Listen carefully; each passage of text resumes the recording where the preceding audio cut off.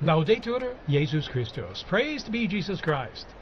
Welcome to all of you to our live broadcast, coming to you here from the Vatican on this, the second day of the conclave to elect the 267th Pope.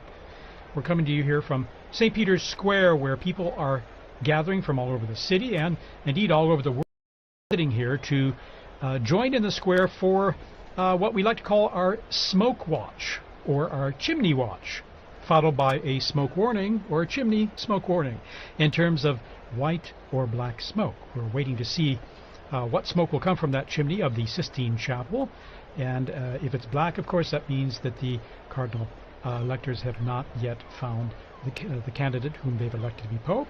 If it's white, of course, that means we'll have a new Pope.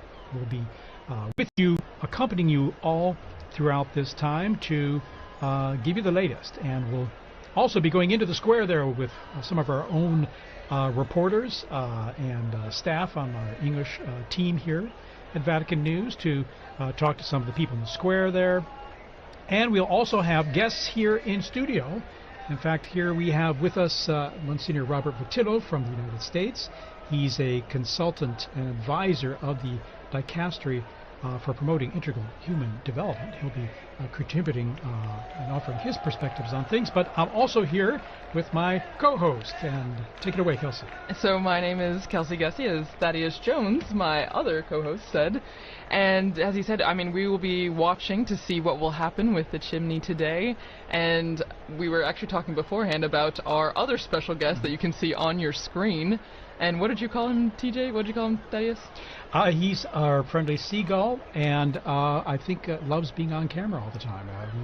He must be a relative of previous conclaves as well, because the seagull appearing there near the chimney or on top of the roof of the Sistine Chapel is almost like a fixture of every conclave. Yeah, he seems to know more than we do. Maybe he knows, you know? He or she Bob might. seems to be shaking his head. Who knows? We don't know, but we will find out soon. Yeah, hopefully today we will see, well, we will see smoke. We just have to wait and see what the ballot says with the cardinals. 133 of them are now in the Sistine Chapel, and they're deliberating, praying, and trying to see, you know, what the Holy Spirit is telling them or inspiring them. And I don't know, maybe we can start with that. What's going on right now in the Sistine Chapel, in the sense that obviously we don't know the inner workings, but I mean, there's a system, there's a process to what's going on. Absolutely. Well, yesterday the first, the procession into the Sistine Chapel and the opening mass for the conclave as well for the election of the Roman pontiff took place, so it was quite an incredible moment if you think about it in terms of the momentous occasion and the excitement that there is. And today we're here. They're proceeding into the Sistine Chapel in the morning and in the afternoons now, as they discern whom they believe and will be the next Pope, and who would fit that, who would actually fit the bill as best as possible. So, but before talking more about what's happening in Sistine Chapel, I'd like to introduce once again Monsignor Votillo and to welcome you for joining us here to help comment on this historic moment, but then also even to look at personal experiences. I'm not sure if previous conclaves that you've experienced, or prayerfully, or even here in Rome. Tell us, first of all, just a bit about yourself. Well, thank you, TJ and Kelsey. It's really good to be here, and I'm honored by the invitation to join you this afternoon.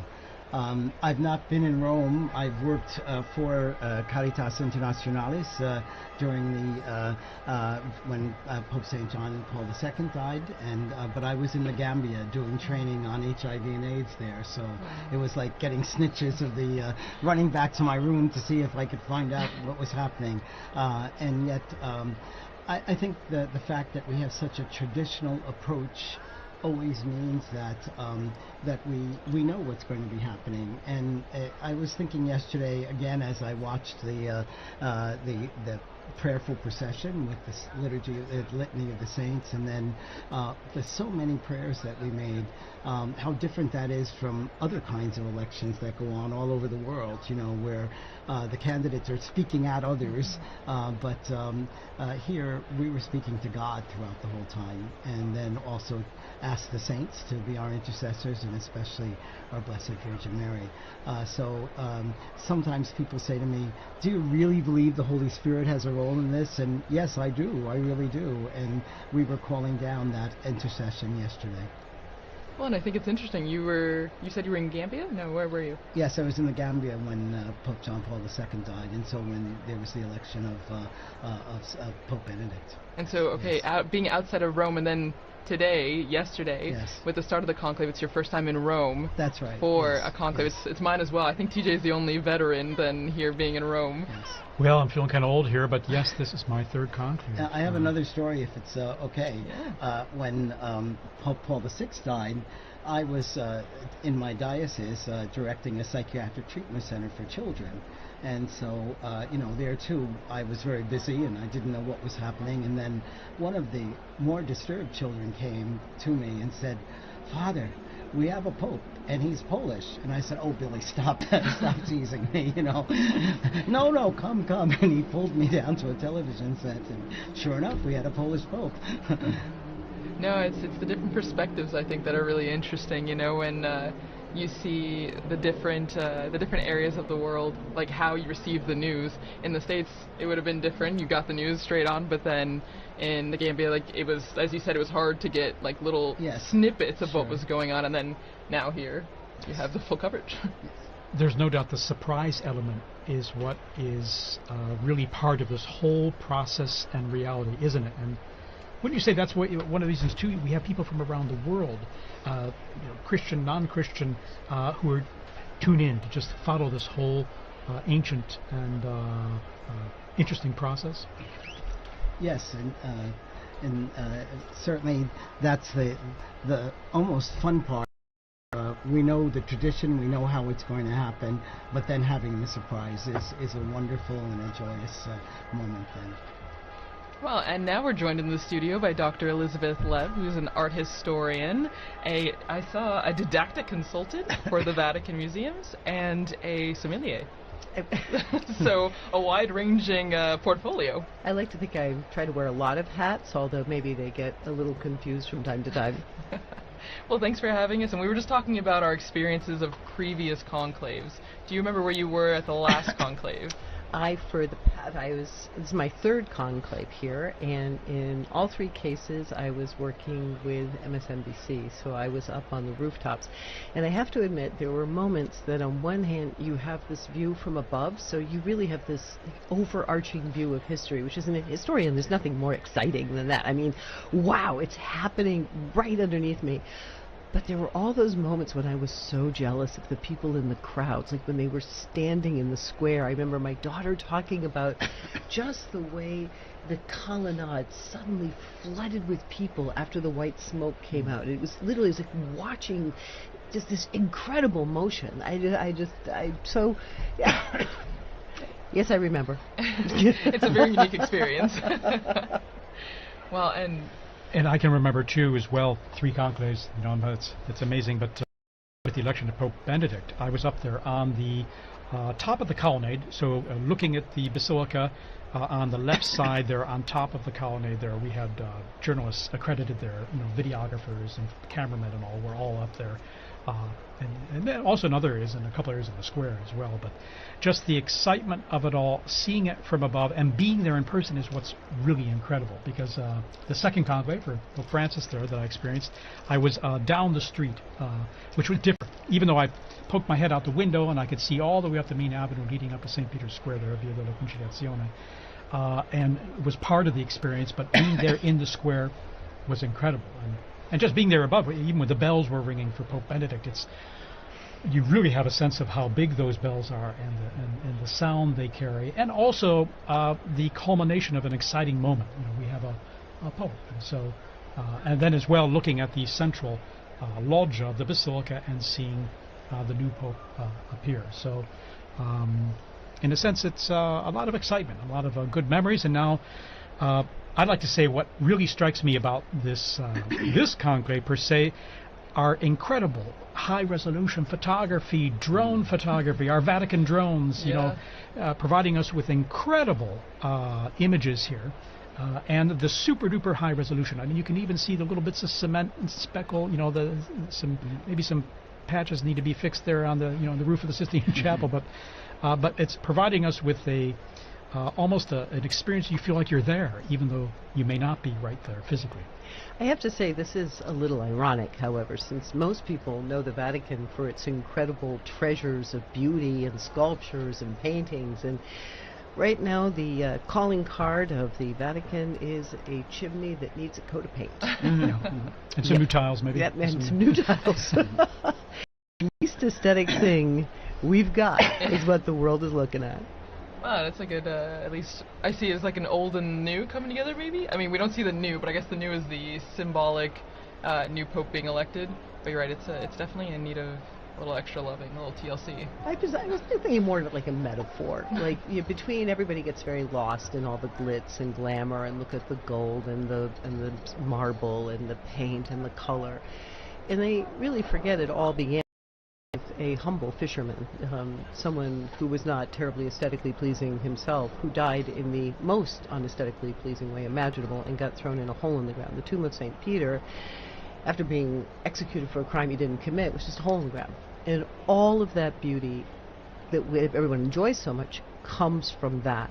And so here we are looking at a humble little chimney, and in a little while, or today or tomorrow, whenever it's going to be, a little smoke is going to come out, and it's an opportunity of more beauty as we have a new Holy Father. So I'll put up with it. Indeed, yesterday, the procession going into the Sistine Chapel, and they begin in the Pauline Chapel there, and you have Michelangelo's fresco of the crucifixion of Peter.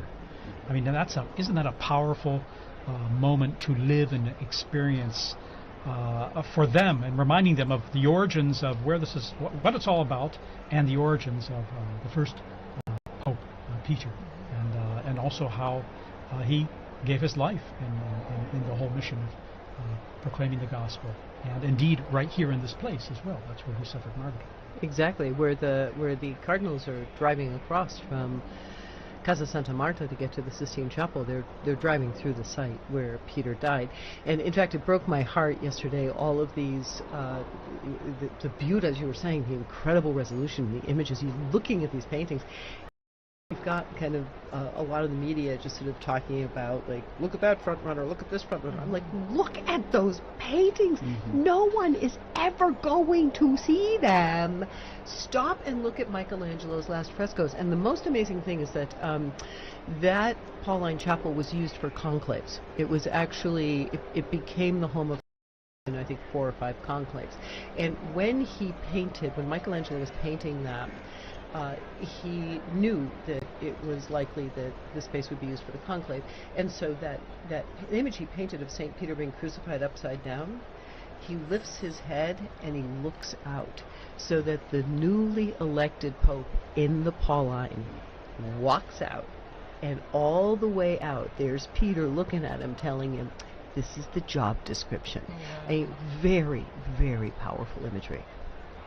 And again, those high-resolution images are just, without glasses, I can see so clearly the incredible power and that they communicate. And then, of course, the procession going into the Sistine Chapel, and the beautiful chant, the beautiful the choir, the Sistine Chapel choir. It's just incredible how it just creates an incredibly spiritual moment, a solemn moment, but also one of beauty and one of, I'd like to think, hope, of course. Well, and I think it's interesting that you were talking, Dr. Lab, about in the Pauline Chapel, where they start the procession, where they start, the beginning of the conclave, and then when they enter into the Sistine Chapel, I can't help but thinking about all of the imagery that they have to reflect on as they're doing this massive, impactful vote. No, you can't be in the Sistine Chapel and not be influenced at all by the images, by the scripture verses that it invokes. No, and so I don't know. Do you have any specific imagery or paintings or frescoes that are in the Sistine Chapel that you would think are really impacting these 133 cardinal electors? Well, I think there are a lot of specific images that do impact, or at least I hope are impacting the cardinal electors. But I think you started by talking about the Sistine Chapel choir, which we all had that opportunity. Again, you know, the people at home, I'm like, guys, you know, you're talking about secret this, secret this. They actually opened the door and they let you see. Look and listen. So we have this choir which sings incredibly beautiful music, summoning the saints, calling down the Holy Spirit. We have this very solemn organization towards the Gospels, which are open on the altar for the vow, and then we have paintings all around us. And I think the first and foremost thing is, after all the noise and the cameras and the opinions and the dinner parties and the salon stuff that's been sort of coming in at them, what a perfect place for prayer.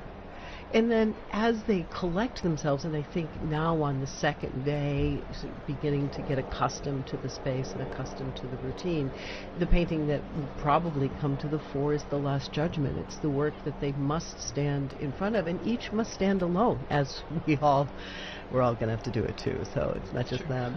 But each must stand alone as he takes that vote, if he's holding it, and he puts it into the urn before the image of Christ the Judge, and at the same time the image of Mary right next to him. And so this reminder that he is accountable. Each one of these men is accountable, but also each one of these men is going to be key in helping us access Christ's mercy, and so he must take care of her church. I mean, it's the church. And I don't know, Father Bob, maybe, do you have you visited the Sistine Chapel, I'm sure, Yes, many times. Is there an image that also resonates with you? Maybe not being one of the cardinal electors, but just when you're visiting the Sistine Chapel. Well, I think the fact that there's also humanity out in this as well. So you have the divine and the human. And the fact is that the church lives within humanity, but it's helping us to be the mediator to relate to God in a different way. And also the comprehensive aspect of the figures, and again, it's truly a universal church. But I'd like to go back to that poor roof again, because I think that too, I'm sure that Francis is looking down on that, because he's always reminded us that we need to be a poor church for the most poor people. And so this is very fitting that we'll be looking at this afternoon as well. Yeah, the simplicity of it does strike you. And by the way, our camera work there, we're fixated, so to speak, on that chimney, because we could have smoke billowing there very soon, or maybe not. We shall see. Depends on how the voting goes, okay? So obviously at the end of today, maybe around 7-ish or 8 p.m., we'll see, Rome time that is, if there's, there'll definitely be smoke. It could be black or white, but if there's a vote in favor of a new pope in this first voting session of the two, if there's a pope elected, we'll have white smoke in it. But anyway, we're just going to wait and see, and the camera is there. But we can tell you there are lots of people filling that square right now. As the time goes on, more people, Romans especially, come into the square to be part of this great anticipation and this excitement that is what we call this smoke watch, indeed. Well, and it's something that Thaddeus, we were talking about before, and focusing on the chimney. The smoke signals are definitely something that have been a tradition for many years to signal the election or waiting for the new pope, but it's something that is still like a continuity in our faith, and in the faith, in the conclave. I don't know exactly where that started. I don't know if Father Bob or Dr. Lev, you know where the symbology or the nature of using the smoke came from. The gradual, obviously the smokestack is proper to the Sistine Chapel chimney, which was used for the very first time in 1492 for the conclave. But one of the interesting things to be thinking about, especially since we talk so much about this unprecedented conclave with the extraordinary number of electors and the extraordinary number of people is that the process of the conclave has been evolving over the course of 1,000 years. I mean, the election of the Pope, almost 2,000, but the process of this conclave has been evolving over. So the idea was to find a way to minimize the contact that the cardinals have with the outside world. And so eventually in the construction of this building, which was constructed specifically, I mean already it was constructed to have one entrance and one exit to be closed with a key, Conclave. So these considerations, the smokestack was actually added later. You'll see there's no chimney in the there's no a stove within the chapel. It had to be brought in. But as the process refined itself over the years, and they thought of better ways of communicating, especially because there were a lot of bookies making bets, so they wanted to make sure everybody found out at the same time so that they couldn't hedge bets. They developed the system of the chimney. So betting is also an ancient tradition that we have. Oh, I believe it was an excommunicable offense until something like 1918. Pretty recent. Also, the technology has come in now because before they would throw in a bit of wet straw if it was black smoke, but that didn't always work, and so you'd have white smoke coming up at times, and so now they are using some chemicals that we'll see. There still might be a mistake, but they seem more certain now that we'll see black. That did actually happen in 2005. Do you remember? Remember the first ballot? It was gray. That's right. And there I was was confusion. next to the Telemundo tent, and they were screaming, "Papa, papa, papa, papa, papa," and everybody was like, and it was utter confusion. So I'm telling you, it's a work in progress. They've just figured out the chemicals. There we go. And no matter what anyone says, I want smoke signals. It's so cool. If you think about it, really, in terms of a way to communicate to the world with an ancient method.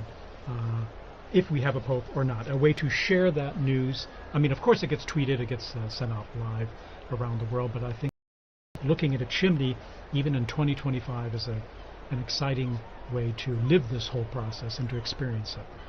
Well, and so looking at this, and if smoke signals are outdated or still part of our everyday life, even in 2025, we actually dug into our Vatican archives and found an interview by our former colleague Tracy McClure, speaking to Father Thomas Rees about these aspects, the smoke signals and the inspiration of the Holy Spirit, and maybe a not too famous saying, the Vatican saying, you go into a conclave a pope and you come out a cardinal. So let's hear some of that interview.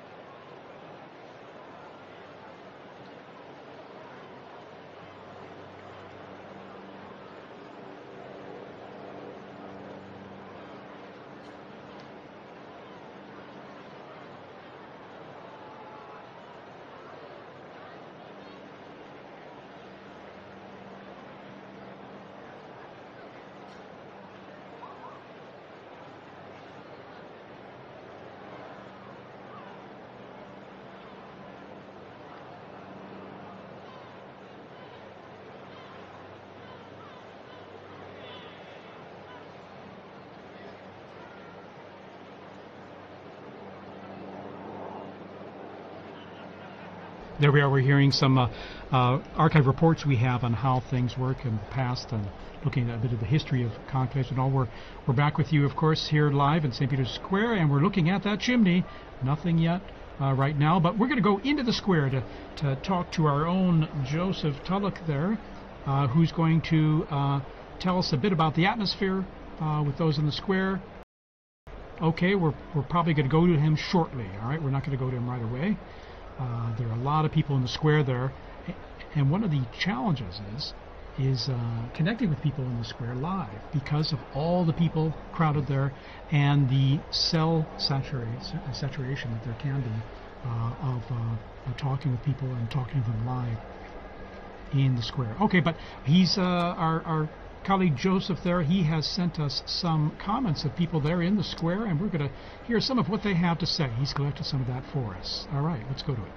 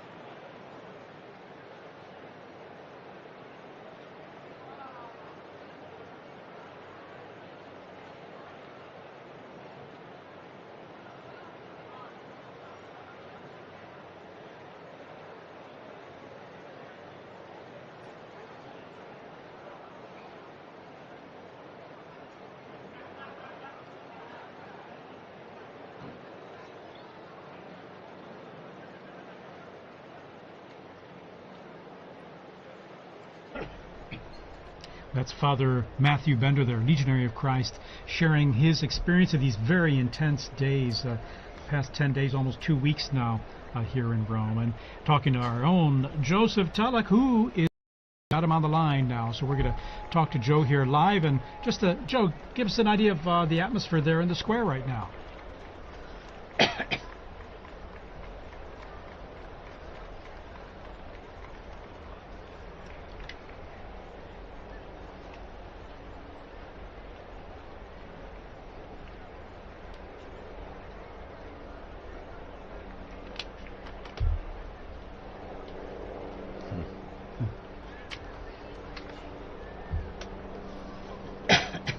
Well, I'm feeling really lucky because I'm working, and I can also look at the chimney and follow the conclave.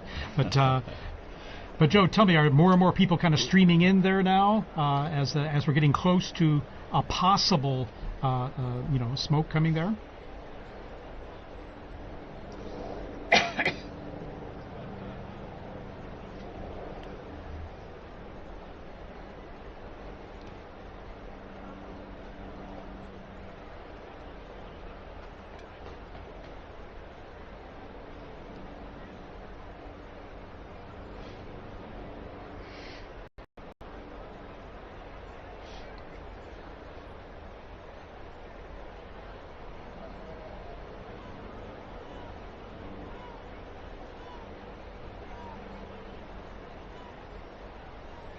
Do you have a good view of the chimney there? I know that the sun starts to go down at this time there behind the basilica, and it's just a little to the left of the chimney there as it starts going down.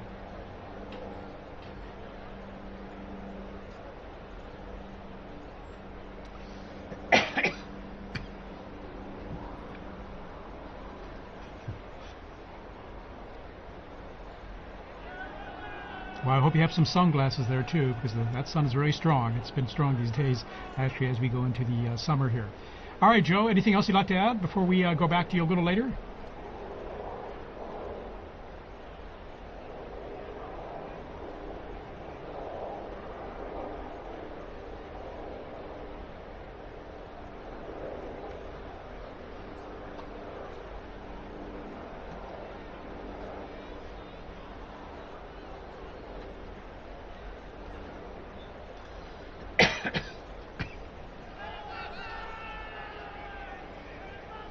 Joe, we just have reports from the local authorities there. There are around 15,000 gathered there in the square as of now, as those numbers increase. And so it's we're going to be coming back to you very soon here just for an update on things. So thanks, Joe, and call us anytime too if you have any updates. And as we continue our coverage here, I'd like to introduce a new guest we have here in studio. He's Dr. Timothy O'Donnell from the United States, and he's a visiting professor at the Angelicum University, the Pontifical Angelicum University here in Rome, and he also served. O'Donnell, thank you for joining us. TJ, it's great to be with you all. Thank you. How's this experience for you, being here not only as a visiting professor, but also for, as I've mentioned, these very powerful days, and now just over almost 10 days now we've been living. It is very powerful. Even now looking at this chimney, I feel almost the way like a little kid would feel waiting for Santa Claus to come down. I mean, there's that sense of joyful expectation that something would happen, because I've been here for 4 papal funerals now, and that sense of the sede vacante, of not having a father, is really, it really hits you hard. I remember we first came over here as students back in 1978. We arrived 2 days before the funeral of John Paul I. And I remember it had rained 3 horrible days, just torrential rain, and even during the funeral it was still raining. I remember wood splatting on the coffin, and that sense of desolation, and that mournful bell at St. Peter's with that dung, dung. You just feel like, oh my gosh, a real sense of loss. And that lingers at the very beginning, but I think as you begin to move forward, that begins to move away, and hope begins to spring up, and sort of longing that this is not an end. The church renews itself, you know, and so this is going to be a great opportunity to see people once again. But being in Rome is always a great experience, but when you're dealing with these type of historic events, it makes it extra special. In fact, that's even my own experience as well. I mean, the sense of loss there is when we lost Pope Francis, when, as well, Pope Benedict or St. John Paul II, when we lost them, there's a certain emptiness you really, really felt, of course. And that's why I always feel like these 9 days of mourning, the traditional 9 days of mourning, are a powerful way to deal with that aspect of loss and to mourn the loss. But then now we're in the conclave, and there's this sense, that's why I say hope, because of renewal. There's going to be a new Peter to lead the church and to accompany us on this journey, and to keep all of us kind of as a united, keep all the sheep sort of united with a new shepherd. So there was a definite sense of desolation. I remember when John Paul was elected, we made a promise, my wife and I, that wherever we were, we'd come back for the funeral when he died. We didn't know it was going to be 27 years later, but we did come back to that. And I remember it was just so sad because the power and the presence of John Paul is like, how could that ever be replaced? So we're standing there for the funeral, and you're trying to get a perspective on what this pontificate meant. And I remember there were media people going through the square, and there was a gentleman behind us who was from Poland, and the guy was going on asking different people, where are you from? Why are you here? And this Polish gentleman behind me just started to weep. And he said, I'm from Gdansk. He said, I would have crawled down to Rome on my hands and my knees. This man gave us our freedom. He gave us our dignity back again. And that's when I began to think, how can we possibly replace this Pope? So it was consoling to think how great, but it even added to that. But then, of course, God has his way, and then when Pope Benedict XVI comes out, you say, oh, thank you, Jesus. In other words, it goes on. And it sort of encapsulates the whole rhythm of life, and I think that's why people are really looking to Rome right now, because everything's sort of a soundbite. We're suffering from sort of like what I think Benedict called a cultural amnesia.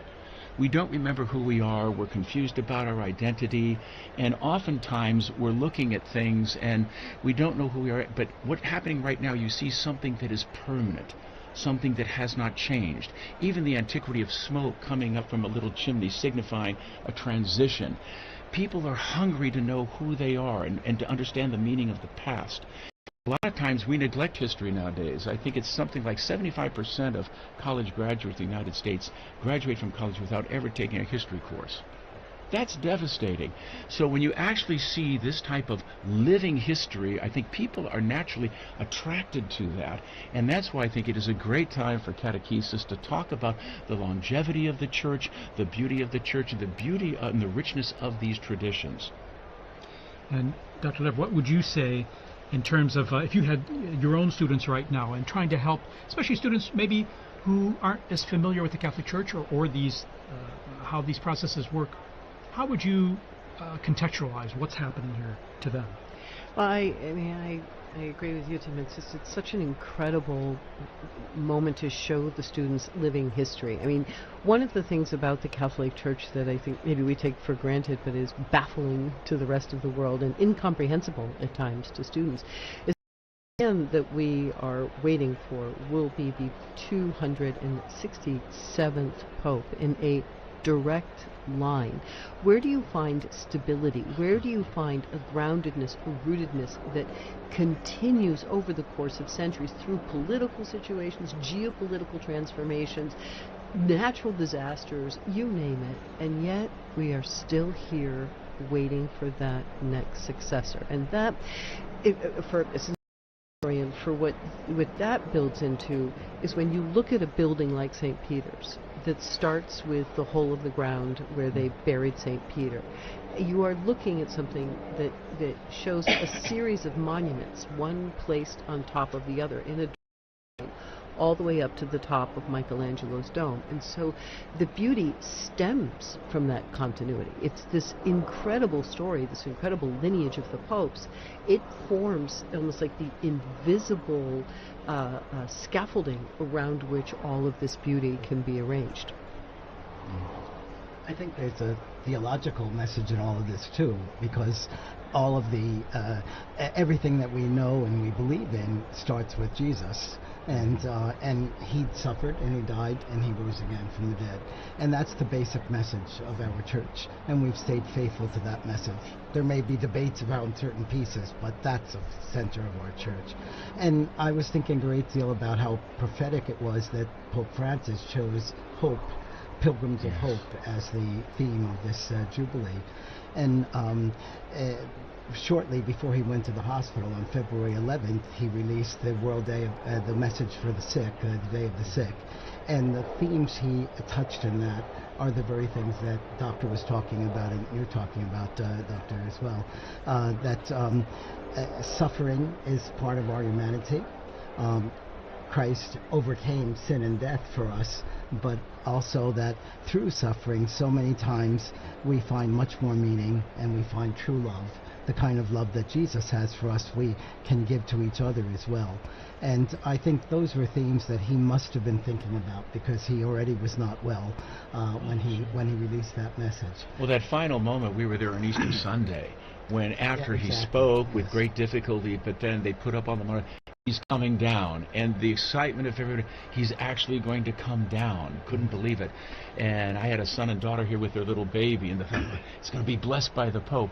But then he goes around and just not only just in the square, but then he goes out again to the peripheries, reaching out to everybody, and still in that condition. You can see he was in pain, he was suffering, and he's still taking babies in his arms and things. So what a powerful message and a beautiful message, and I think in some way that encapsulated the beauty of that pontificate, the sense of suffering and trying to give of himself, reaching out to the peripheries and the margins so that everyone could have a bit of him. And it's almost like, I can't really be Pope if I can't be there for that Urbi et Orbi and be present with the people in the square. So even there, just pouring himself out in libation in a very beautiful way, very symbolic way, I thought. He gave us a bit of him, but he also always focused it on Christ. Oh, absolutely. So he brought us back to Christ, and that was the end of this message for the world. That suffer the little children to they were still coming to him, yes, which was a beautiful thing to see.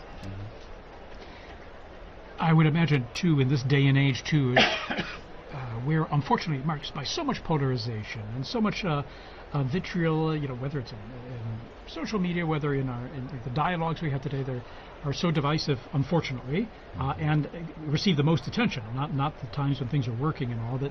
Would you say that this, what we're seeing here and what we were talking about just now, the world or many people would look to in some ways, because here we're talking about a message of hope, fundamentally, not of belief, but of hope, but also of being good to one another, of fraternity, as Pope Francis spoke about all the time. Do you think that this is drawing more attention because of our fractured world today? I would say definitely that's the case. I mean, the Second Vatican Council said very clearly, when the Creator vanishes, when the Creator, we lose sight of the Creator, vanishes. And that's what's happening right now. I mean, we're all brothers and sisters if God is recognized as our Father. But in so many instances, we're sort of pushing God out of the picture. There's sort of practical atheism that's dominating culture right now. And it shouldn't surprise us then. There's acts of violence. You have the terrible reality of abortion that we're seeing in our world. And all of these things are stemming from the fact that we no longer recognize that we are the product of a loving Creator who has endowed us with intellect, will. We're made in His likeness. And that has to be the foundation ultimately for any type of long-lasting peace, etc. And I think the Church, all of us who are Christians, have a serious obligation to try to communicate the dignity of the human person. And you realize the impact that Christianity has had down through the centuries. I mean, everyone loves the Colosseum, but you think what was going on in the Colosseum, talk about there has to be a certain horror when a Christian looks at that. The affront of human dignity would be entertained not only by martyrs, but by men killing and mutilating one another. But Christianity, through Telemachus and others, finally put a stop to that. And the hospitals, the orphanages, all these great things where we show care and concern for those who are suffering, those who are less fortunate, these are all the fruit of a Catholic civilization and a Catholic way of looking at things. And to the extent that that has weakened, or we've lost that sense, I think we're seeing many of these problems begin to emerge once again in spades. I think we have an incredible opportunity. I've been thinking about this few days, actually, over the past 10 days. There's so much coverage about division, about politicking, about factions. I mean, the way that this conclave has been presented to the world, it seems like another streaming series. And I think many of the people who are wandering their way into the square are sort of feeling like they get to stand on the outskirts of a Hollywood movie or some sort of tawdry TV show. I think we really have an incredible opportunity to practice what we preach, in that when that new Holy Father comes out, this is the moment that we show unity, that this is really who we are. The Sistine Chapel actually is designed to really convey that message by pairing these two paintings on either side of the cardinal electors, where you have Perugino's delivery of the keys and Botticelli's punishment of Cora. You have the punishment of Cora, where there's this conflict when Moses wants to pass his authority on to his brother, and the Cora family objects. And then you have Perugino, Matthew 16, you are Peter, and on this rock I will build my church, with the apostles standing around very nicely. So from within the conclave, the first message is to the cardinals themselves: if you accept this, we will have peace, we'll have regeneration. If you fight, we'll have chaos, and that chaos will spread outside. But now, post-Vatican II, in our great hour of the laity, it's also our job as the laity to join around the Pope. Politicking is over, faction is over. We have a new Holy Father, and will we follow him together and show the world how it's done? I have to agree. I think even what we were talking about before, and even what Father Bender, I think in the square, was talking about with Joe, that social media does play a role in that, because a lot of people, I mean, younger generations, that's where we get a lot of our news, that's where we get a lot of our information, politics, whatever. I mean, even people are following the smoke watch through social media. And you're right that it can, I've seen a lot of reels, images where it can be very divisive. You know, it's maybe even lost the sense of it's a prayerful event, it's an event for unity, it's supposed to be something that should bring us all together. I mean, I was in the square earlier today, and hearing the different languages and the universality of the church in that, you know, seeing so many people, whether they were Catholic or not, coming here because someone told me when the Pope speaks, people listen, whether you're Catholic or not. He has a very big impact, and I think you're right that we as lay people, and Father, we have a role to use this as an opportunity to grow in unity and peace. I can give you a very practical example of what you just said. When the Pope speaks, people listen. I worked as an attaché to the permanent mission of the Holy See in Geneva for 19 years. And I have to say, most of the time when they were making the governments made their different speeches, there'd be a buzz in the background, everybody was talking. But when we raised that Holy See flag, they stopped talking. They wanted to know what the Holy See was saying. And I think that wasn't because we were saying it, but it was because that was the Pope speaking. Well, he brings something to the political and the social order that they can't find within themselves. Unfortunately, there's been an impoverishment of our political discourse. And so the Pope can bring a message that is truly transcendent and goes beyond the different confines within these ideologies that oftentimes are tearing each other apart. And I think we're at a point now where people are really tired of those ideologies. We think about, you know, Russia and Ukraine and the horrible things going on there, what's going on in Gaza, but to have a voice that is able to communicate a higher purpose and say we need to rise and appeal to the better angels of ourselves. I mean, this is an important thing, and we really need. So whoever gets elected, I think there will be an outpouring of goodwill. Is, and I think it will be a great chance to build unity in all of us, because, as Catherine of Siena said, he's our sweet Christ on earth. That's the way we should approach this and rally around him. It could be a great opportunity for we as a church to do what we're supposed to do in bringing the message of the gospel and the salvation and the peace and the joy that is really part of that to a troubled world. Monsignor Vitillo, any experiences you want to share? I mean, you've worked in many international forums at the UN and all, and on behalf of the Holy See there in Geneva as well, in terms of how the papacy and how the words of the Pope are received and taken seriously, whether by believers or non-believers or people of other cultures. Well, my own experience was that many of the UN officials were very, very interested in what the Holy See saw in things. And so many times there'd be private consultations with the papal nuncio and discussions that were not made public, but that really brought to real substance. Some of the discussions that had been going on about nuclear warfare and trying to get a ban on nuclear warfare started out by discussions between some of the world leaders, the UN people, and the papal nuncio at that time, and it was now Cardinal Silvano Tomasi, whom I was working with. So I think that's a good way of working. And a lot of times people are saying, well, why isn't the Holy See making a statement against this or that or condemning so-and-so? That's not the style of the Holy Father. And so we need to keep that style. And Cardinal Ray, I think, described perfectly in his homily, both for the funeral homily, but then especially the other day for the election of the Pope, the character of what we're looking for in a Pope. All popes, not just this next one. But so much he pointed about how this is not only for internal, this is for the whole world, and we need a person that can bring about peace in the whole world. Amen. I would even say this is a good opportunity then to really talk about how diverse the College of Cardinals, and I mean the cardinal electors that are in the Sistine Chapel right now as we're waiting for the smoke. I mean, I saw the numbers that I think there's at least 15 countries that have cardinals participating in a conclave for the first time ever, which is such a beautiful thing. I mean, as we're saying, talking about unity and peace and reaching out to people, I mean, that's a legacy or an example of the universality of the Church. And I don't know if you guys want to touch on that, but that's just something super unique about this conclave. Well, it is the largest in history, and it's great. He always talked about going out to peripheries, and even in terms of selections of cardinals, that's what he did.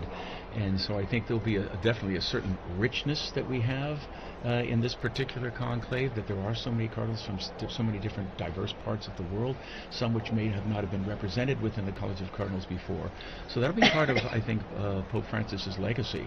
And so that's one of the reasons why I think predictions are ridiculous at this time.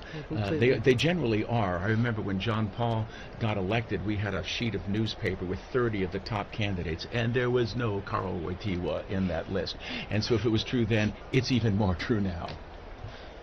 That's the scorecard is the scorecard mentality, but it's an old one. It's run forever. I think this there are a couple of things, both when you were describing earlier the last days of Pope Francis, that really paralleled the last days of Pope John Paul II, where you did see the Pope pouring himself out. This idea of the Pope as libation and this extraordinary. I mean, Pope Francis, the whole pontificate was really he would go to audience and then get in the ambulance, go to the hospital. I mean, he was quite a man. But that those last days where everybody could see the Pope giving himself completely to his people, to his flock.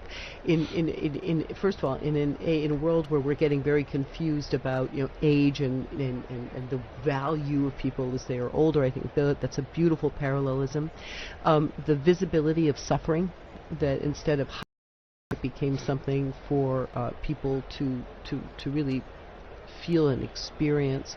And I think also there's a continuity in this growth of the College of the Cardinals. I mean, we have been watching the representation of the College of the Cardinals, the growth of the Universal Church throughout the 20th century get larger and larger and larger. Now we've hit this really exciting new point where we have we've hit 15 new countries represented.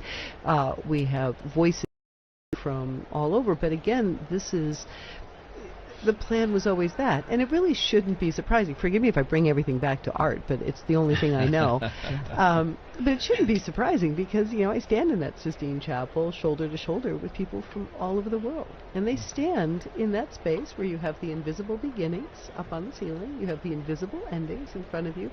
It's always been meant to be that. Even in the painting of the Sibyls, you have Africa, Asia, Europe.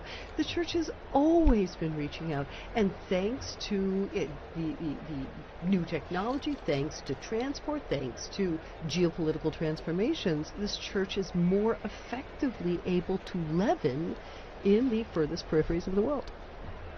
In fact, it really struck me seeing the cardinals one by one taking their oath there in the Sistine Chapel, and just the diversity of their backgrounds and cultures that just was really striking. And what struck me too, just watching them one by one, in some ways they look like ordinary people in beautiful vestments and all, but one of them will be wearing white, most likely following this vote. And it's amazing how they can kind of take on, or the office takes a hold of them in a sense, or that they become, I don't want to say new people, but there's almost the ministry, the role they've accepted and are taking on becomes part of who they are, and it's almost like they take on a new and living personality, isn't it? Historically, that's true. There have been a number of elections where they picked men that they felt would for a short time, and then they get in there. Of course, the whole church is praying for them at every Mass, so you have tons of prayer coming in, but they are energized by that. And some of the most dynamic popes that we had, they thought were going to be very short. I mean, Pius V was supposed to be a very short reign. Even someone like John the 23rd, who shocked everyone. I'm going to call the ecumenical council, and all of a sudden announce that on St. Paul, and everyone's, what are you doing? You're supposed to be transitional. But here he goes, and he just goes through it. Now, he didn't see it to the end, but Paul VI came on. But no, this is common. But even like back in Acts of the Apostles, that when Peter was in prison, the whole church was praying for Peter. And we continue to do that. And I think there were a lot of graces flow into the person of the Holy Father. I mean, what an incredible office, burden to bear. Think that every morning you wake up and you're responsible for the Catholic Church throughout the entire world, all the dioceses, all the different things that are going on. That's why it's really crucial. Whoever gets elected, we immediately need to be praying fervently for him, for his strength, for his insight, for his courage, and that he will have a successful pontificate in the full spiritual sense of what we mean by success. I really do think, though, he does leave himself behind. I mean, it's exactly what you said. He will not be the same man who goes into the room of tears when he comes out. He will have a new name.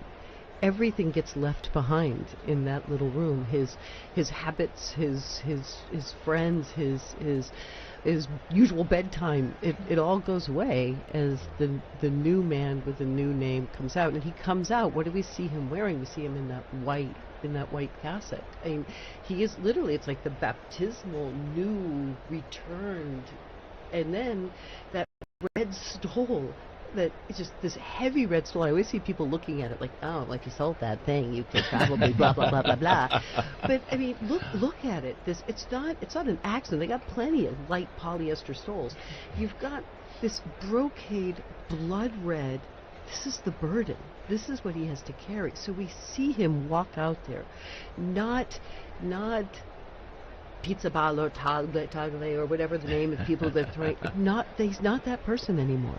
He's someone new. And in that transformation, I think that's also, while terrifying for him, it's also liberating, because it just allows him to be the servant of God. Let's remember that that Jesus prepared Peter for that, and also all the apostles, the bishops, by teaching them service at that Last Supper, and showing them service by washing their feet. And here you had this kind of rough and tumble Peter, who said, no, you're not going to wash my feet. Oh no, well then, if you say you have to do it then why don't you wash my head too? And yet he was showing them what it was to be of service. And I think that we have to connect with the papal vocation. It is of service, and it's service to everyone in the world, and that all the more that Pope needs our prayers to be strong in all of that. Yeah, Gregory the Great was the first one to use it. Servus servorum Dei, the servant of the servants of God. Expression. And the challenge for any pope, because no pope can be everything to everyone. Everyone has expectations, and some say, well, I like this about this pope and this about that pope, but no pope can be everything to everyone. They've got to have their own personality, which is transformed, as we say, not only the personality, but their being is transformed by taking on the office. But at the same time, we have to look forward to what their own strengths are, and then also be conscious of the complex, delicate role of being Pope and holding this church together, which is so diverse and so global. Well, and I think, actually, Dr. Liz, you brought up a couple times, right, that art, it all comes back to art, and I think it's really true, because even just you guys talking about the moment when the newly elected Pope goes to the Room of Tears and then eventually comes out to that loggia, the balcony, right, and in St. Peter's Basilica, and right under that, if I'm not wrong, there's a relief that shows Jesus giving the keys to Peter, which then symbolizes, the entire thing. He starts his pontificate with that right under him, remembering that is his call. Those keys are pretty big. Yeah. They're pretty heavy. Yeah. And those keys were to forgive sins. Exactly. And also there was also a mosaic underneath, which is Jesus saying to Peter that we didn't have before. When Pope Francis came out on the balcony, there was a shot that came from behind. So we saw what he saw, and you looked out into this sea of faces of people just looking up. And despite the fact that we joke about all the screens there, I remember that day, just all of those people, this feed me, literally. And so I think that's, yes, I think it's a very important part of the art, telling the story of, or underscoring the role of the Pope.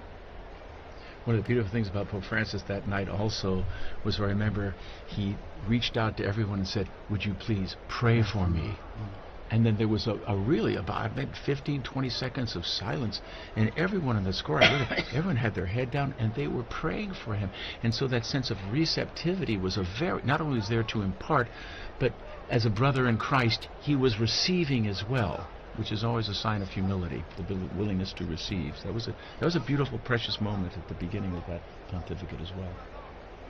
In fact, the weight of the office itself must be frightening. And so when we speak of the room of tears, where the new Pope who's accepted to pray and to let it soak in, it's got to be, I imagine the weight, the burden of it, even if sustained by grace, and it must be immense and massive, especially as they peer out on the central balcony of St. Peter's Basilica there and seeing the crowds and seeing what all this entails.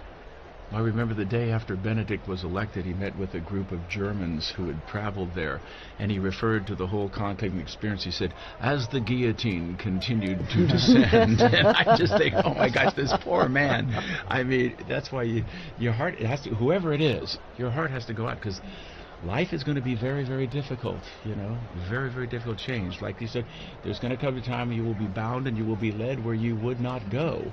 And not everyone has been gung-ho wanting to be elected Pope. There have been reluctant ones. I think Benedict XVI tried 3 times to step down and retire from the Holy Office, his work there. But John Paul said, Jesus didn't get off the cross, I'm not retiring, and you're not either. But he soldiered through. Also was very reluctant. He said he would refuse at the beginning of the conclave. And when the guillotine began to come down, began to descend, they saw him going, nope. And apparently he had to have a talking to. But I think they're also very aware that they cannot solve all of the problems, either for the Church or for the world. Sure. And Pope John the 23rd talked about how after he tried, he'd finally, in the evening, would say, "God, it's your church. I'm leaving this to you now, and I'm going to sleep."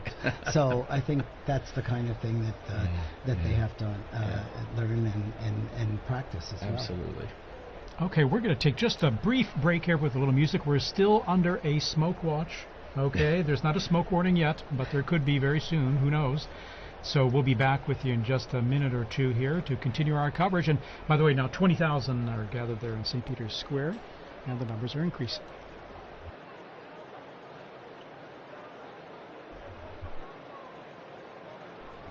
Before saying goodbye, we just want to also thank Dr. O'Donnell for joining us today, because he's going to be with his students from Christendom College to see whatever smoke comes out. So thank you so much. A joy to be with you. God bless you all. Thank you for the great work you're doing here. Appreciate it very much.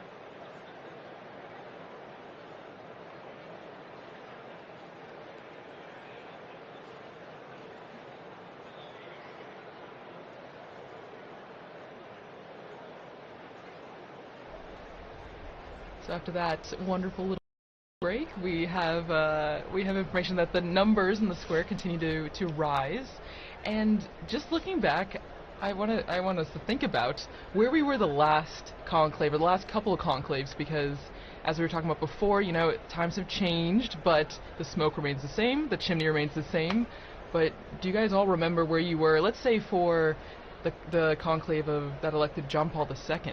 Because maybe people remember Benedict XVI, but John Paul II, I was not born yet, so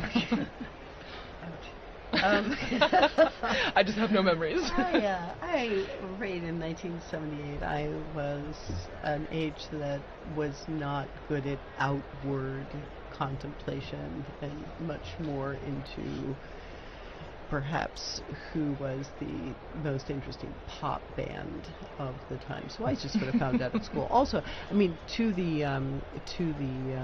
social media question, these were things that the information was not as instantaneous. I mean, it really was sitting at the edge of your seat. There was something going on in Rome, in Chestnut Hill, Massachusetts. I still had my homework and had to go home and go to soccer practice, right, or all the different things. And so I think there's much less of a sense of where I was, because I was really so far away from it. I was going to say, we take for granted today instant communication, instant everything. And I find difficulty sometimes trying to say, well, what was it like before we had that sort of instant communication, high-res, super high-res, instant images? And so it was a different time than, of course, I was kind of maybe 8th grade or something. So I don't remember too much of that conclave. But at the same time, it was a different time, of course, as you mentioned, because the media and instant communication wasn't what it is today. I'm 78 years old, so I wasn't in high school at that time. I was a priest in my diocese and also going to social work school, but I was also directing a psychiatric treatment center for children. And so that I was working, and I was in my office doing clinical records and things like that when one of the young children who was with us came to tell me that we had a pope. And then I think I mentioned earlier that he also told me that the pope was Polish, and I said, "Oh, Billy, don't be spreading those rumors around, And then he dragged me to the television set and showed me, yes, indeed, the pope is Polish, and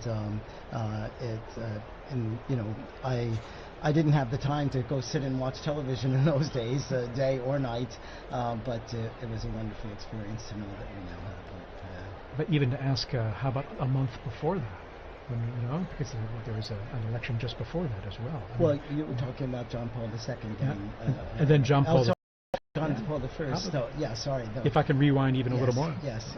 With John Paul I, well, first of all, it was one of our child care workers. One of our child care workers called me late at night to tell me that the Pope had died, and I said, "Oh, I think you're thinking a month ago. So we have a Pope now, and of course it was very true.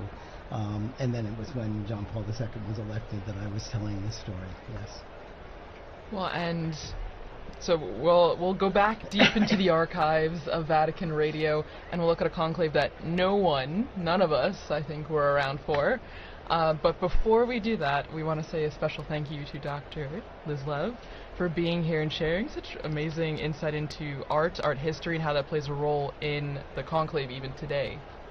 Well, it's been really great to be here. I mean, in a certain sense, you guys are the nerve center of it all. So it's an honor, actually, to be able to sit here, and of course to really have the possibility to talk in a way that it's much harder. We do our best out there I think there's a whole squad of us out there trying to do our best in the secular media, but to really be able to talk about what it means to be the servant of God, what it means for Peter to have died here, what it means for these cardinals. I mean, it's so nice to be able to really talk about the true weight and importance of prayer and how we must pray for the Pope. So thank you for really, it's like a cleanse to come here. I'm ready to go back out and face questions about whether or not this conclave is like the movie.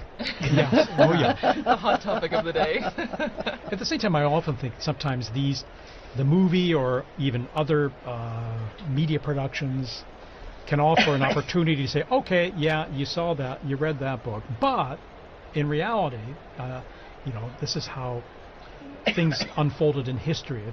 So sometimes I like to look at it as like, okay, we can use it as an opportunity to say, well, it's not exactly that way, but at the same time, some elements are true, some are not, but this is how it works. And it's created certainly help generate interest, I would say, and so I guess we have to be grateful for that. So, returning to the question of art one last time, that is the joy of the Catholic imagination. The Catholic imagination can see through to the potential of almost anything. And so even though this is a tawdry story or it's an incorrect story, the Catholic imagination can find that pearl that is beautiful, good, and true, and bring it out and turn it into something fruitful and wonderful. So, yeah.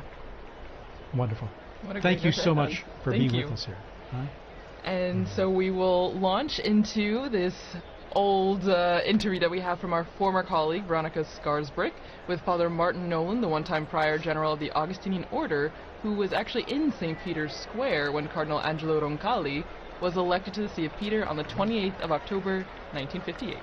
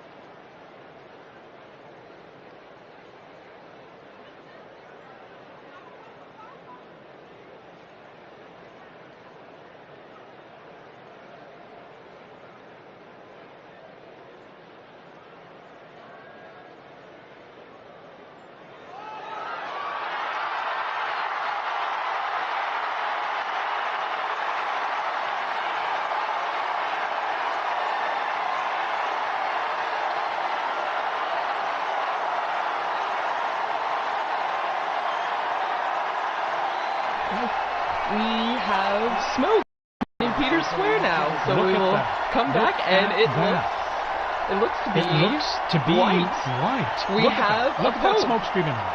This is good.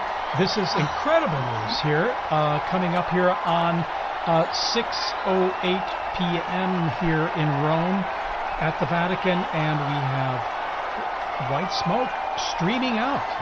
And you of can the hear the chimney. crowds. And we hear the crowds applauding there. As you can see, now we got the camera. Just This crowds of people crying Is amazing. Here we are. and celebrating this special moment. It's still light, so.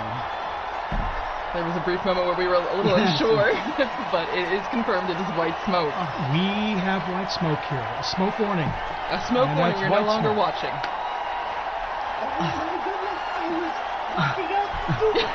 We're back with Dr. Come Levitt. back. Dr. Levitt. I'm still out of breath from racing up here. I can't believe it. I'm actually I'm flabbergasted. surprised honestly. as well, because given the complexity of the reality we were talking about, Exactly. and the many issues and the diversity. But here we are, and look at our drone footage there. We're just cruising over the roof of the Sistine Chapel. Wow. We see the crowds. The bells ringing. The bells are ringing. It is 100% white The smoke. white smoke. And I mean, as we were talking about before, the crowds are, I mean, yes. it's the square's packed. Yes. It's incredible. And it's small compared to what's Exactly. going in now. And that smoke just scared away our seagulls there, the little family there that was just relaxing on Sistine Chapel roof there. But actually, as you mentioned at the beginning, TJ, it seemed like they did know. They came back just for the white smoke. Indeed. In fact, and they were giving us a kind of a secret, a bit of information that they knew that we didn't know. But here we are, and then a spectacular, sunny, brilliant evening here, and you can even see from the perspective of the crowds there in St. Peter's Square, the white smoke billowing from the chimney, even as the sun starts going down behind the dome of St. Peter's there. Thanks be to God. Honestly. And this smoke will last at least about 6 minutes, 6.5 minutes. And with a light breeze there in the square, we can see it billowing down towards the square. And we've got now basically about, it's going to be 45 minutes Yes, to at least an hour at least Yeah. before the new Pope, just elected, So before appears we will know. to greet everyone. And so there's huge anticipation, naturally, of who will the new successor of St. Peter be. Well, and I mean, as we were talking about before, you see the crowds filling the squares, but also the different people who have come. I mean, you can see the flags waving, people smiling. It's a big sign of the universality of the church, but then also just how supportive people are in sense of being here for this moment. And now we're going to have an invasion of Romans. They're going to be coming in. Yes. And no, it's only natural and normal. I mean, you live here, so those who can He's will their be. bishop too.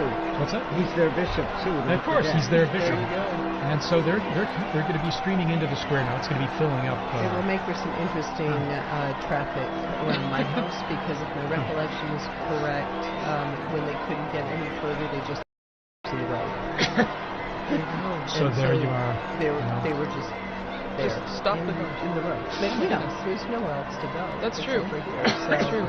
Look at that billowing, thick white smoke there. All the different I flags. love the people ready with their flags just in Yes, case. yes. My daughter Waiting. said that the election of Benedict XVI, her closest friend, they went to school right around the corner here, and her closest friend was German. And they went running out into the square, and out comes Joseph Watson, and she said her friend had this teeny tiny little, teenage girl purse. She pulled out this purse, this flag, this enormous flag, was suddenly waving. Oh my goodness. So apparently a lot of people come prepared. Yeah, because you just never know. I mean, when I was in the square earlier, people thought, oh no, it might be a longer time. It could take days. yeah. You just don't know. You just don't know. Yeah, you just don't know. In fact, I didn't know what to expect. At the same time, it's a wonderful surprise here to see the white smoke billowing there. And so after just, day and a half, basically, Yeah. and here we are. It does with- make you feel like there's a wonderful sense of the noise stopped, the cameras went off, they went into the chapel, they prayed, and the Holy Spirit spoke. I mean, it just really gives us a great sense of confidence. And indeed, this hope that's being realized, that we have a new shepherd, so to speak, someone to take on the reins there and to accompany us on this journey of our life journey. And it will be fascinating to see. As I say, you see the central lodge of St. Peter's Basilica. You see that's where the new Pope will be appearing, as he traditionally does, to be announced that Habemus Papa, that we have a Pope, and then the big surprise will be as he proceeds towards the central loggia, and we see who that cardinal is, now dressed in white. Well, and for many people, they might be thinking, okay, why is there this long wait, as you mentioned, Thaddeus? Why is there this long wait in between when we see the white smoke and when the new Pope, comes out into the loggia? And it's because there's a process that's going on right now. There is a very long process, which will be the oath of allegiance of the cardinals, of which there are 132 now. And we saw how long it took for the oath to for the conclave. I'm imagining it will take about that length for the oath of allegiance. Well, and also, Liz, you had mentioned before, way before in our discussion, the Room of Tears, which has become very essential right now. So right now the new Pope would have gone, or is it after? I would think that the ballots are burned after. I think he's already, and I think that's one of the reasons why this is kind of a funny hour. Right. As it got to be past 5, I was thinking, well, I guess now we have to wait until 7. But I think this must have been the time that he spent in that Room of Tears thinking about preparing himself for what is look at that square, and that square is just, it's a microcosm of the millions, if not billions, who are watching, all of them fixed to see, some of them already Christians, Catholics, but other people who are really searching. And there is so much searching going on in the world. And I don't know how many of the people that I've been working with in the secular media circles who talk about, well, I used to be Catholic, or I went to Catholic school, or I was an altar boy, or I was this. But they somehow feel this moment as still their own. It's like those sacraments, right, Father? It's like, hard to get rid of those.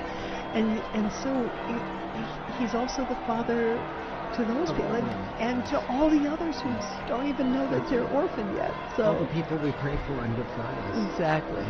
And there's also a real life need going on in the Room of Tears as well, because probably the tailors are very busy adjusting one of those cassocks to be able, for the new Pope to be able to wear out onto the loggia. Oh, and don't forget the barber. They keep a barber back there just in case he needs like a shave and a trim or something. Because like some of them show up scruffy for the conclave, they're not expecting it, so apparently we got a barber back there. Also sworn to secrecy.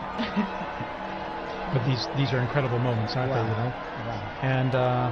And what a surprise! We were sending out that report on looking at history, and here we are, the smoke billowing out, and here we are waiting now to see who the new Pope will be. Well, and as you mentioned, TJ Thaddeus, this is we had just heard in that archived interview. I remember where I was when Roncalli was elected. And now we will all remember where we were at that moment when this new Pope was elected. I mean, we would have been here seeing these flags from South Korea, from Spain, from everywhere, from Serbia, no, from Croatia. It's amazing to see.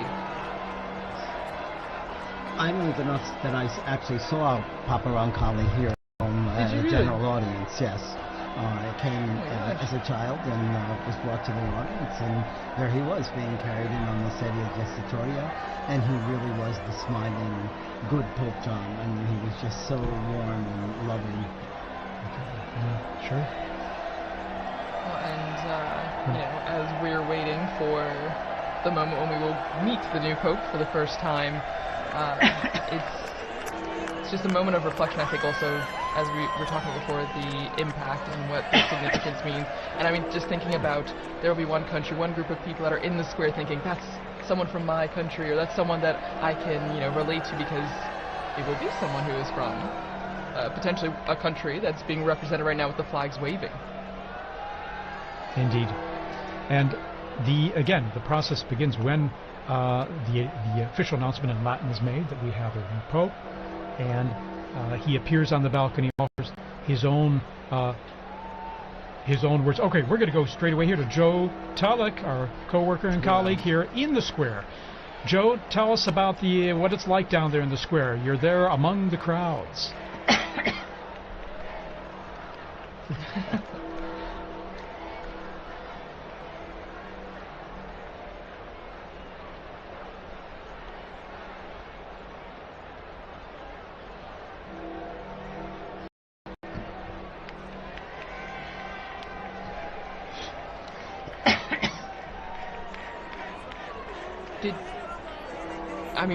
Was there a moment where you heard gasps? Was there a lot of surprise? Did you feel like people were shocked that the smoke happened right now?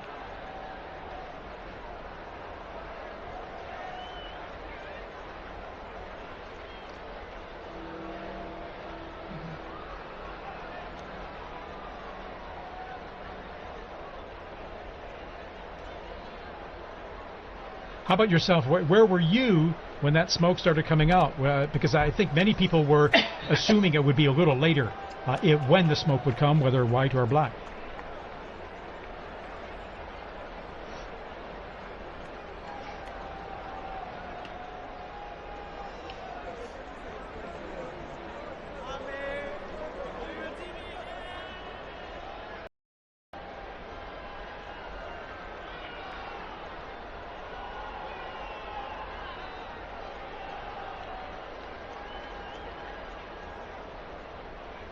Well, amazing. And I mean, as you mentioned, there's still people running to the square, and there will be probably for a long time, Joe. I mean, because people will be flocking to see the new Pope coming.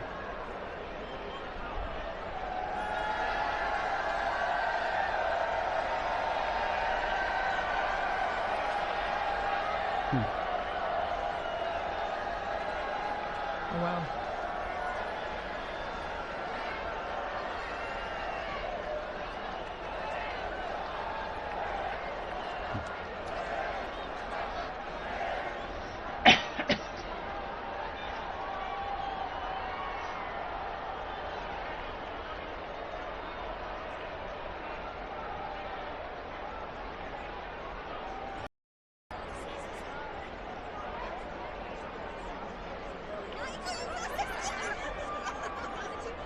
Beautiful. And our camera work here, we were just zooming in on that balcony from where the new Pope will appear. Joe, tell us about, when you're explaining to people in the square, what's next, what's going to happen? I'm sure people are asking you, so what happens? The Pope's new elected, and then...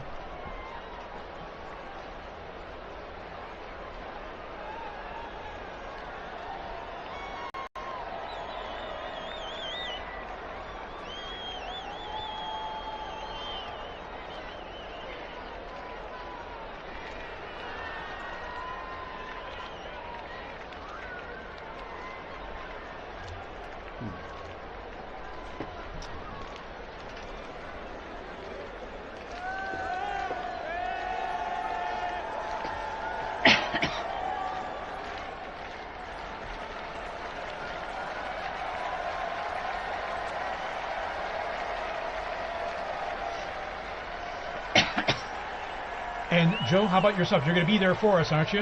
You're going to be staying there in the square. Our eyes on the ground.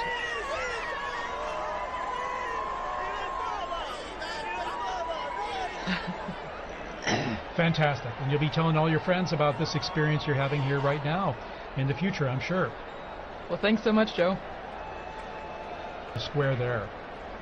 So, Monsignor Vitilla, tell us a bit about this experience for you now. I mean, this experiencing it live, the smoke coming out here, and now our great sense of anticipation for who the next Pope will be. Well, it's just such a privilege to be here in Rome at this time, but also I probably felt closest to Pope Francis because I've served him both as in my work at Caritas Internationalis and then also at the Secretary General of the International Catholic Migration Commission. I always used to say he's the best guru you could ever have to do public relations on migrants and refugees, and I don't have to pay him a thing, you know. So and there were many times when I was able to meet him, and it was so beautiful an experience each time. So the emotions are more now than there were other times because I loved the popes, but they were strange to me. I didn't know them so well. I met Pope John Paul II a couple times, but not as closely as working with Pope Francis. It's wonderful, it's exciting, and then it's a real privilege to be here at Vatican Radio and to have been part of our smoke watching together. It's now smoke warning, of course. So, and a severe smoke warning. Exactly. Yes. White smoke, that makes it even more severe, so to speak. But it's severe good news, I like to joke and say. Yes. But, I think it's going to be very nice. I'm very happy that I was here. And just when I was walking out the door, and I just thought, I don't want to be alone in this moment. This is a moment of ecclesia. This is the moment of people gathered together. I'm going to run back upstairs and knock on the door and see if they'll see me. I'm so happy to be able to share this moment, and I love this view of the square and all of these people who are gathering together in really a tremendous sense of rejoicing. This is after our 9 days of mourning, after the shock of Pope Francis's death. We are rejoicing again, and that is very lovely for a beautiful, beautiful day in Rome. Yeah, stunning. Actually, perfect weather, and I like to jokingly call this kind of weather severe good weather. It's just wonderful. It's sunny and of course I remember in 2013 when Pope Francis was elected. It was during the evening. It was dark out, and it was still Cold. Yes. It rather was cold and wet and rainy. And the sun set later, but it was illuminated with the lighting in the square, and now the even improved lighting they have on the basilica now. It's stunning. You know, the square and the facade, how they've renewed the lighting. But then it was illuminated by all the phones being held up and all. But here we have the brilliant sunlight illuminating all the people there in the square and growing in number. And now, Dr. Lev, tell us a bit about, I was thinking, the central loggia of the basilica there, and even the history behind it of the popes appearing from that loggia, from that balcony, and giving their most solemn blessing, Urbi et Orbi, which the new pope will impart after he greets the crowds there, that solemn blessing to the city, in Latin, to the city and the world. That's the first. His first act is to impart this blessing, because after all, he is the Pontifex Maximus. He is the bridge between heaven and earth. So today we'll see him in the facade of St. Peter's, and that facade, which was built in beautiful construction by Carlo Maderno from 1612. But even in some of the buildings in Rome, actually have a loggia of benedictions. So there's a sort of strange side transept on St. John Lateran, because when the popes lived over there, that was where the pope would come out for the Urbi et Orbi blessing. Or even the church of San Marco in Piazza Venezia, where Pope Paul II lived, he also had a loggia of the benedictions placed into his house/church/ because the popes weren't officially living in the Vatican. And then even what it means to have the Pope on that balcony. If we were in the early 20th century, the first conclaves of the 20th century, there was no Pope on the balcony, because during the so-called Roman question, after the unification of Italy in 1870, during those conclaves, while the newly formed Italian state and the ousted papal state confined within the walls of the Vatican, their tensions between the two of them meant that they would hold the conclave,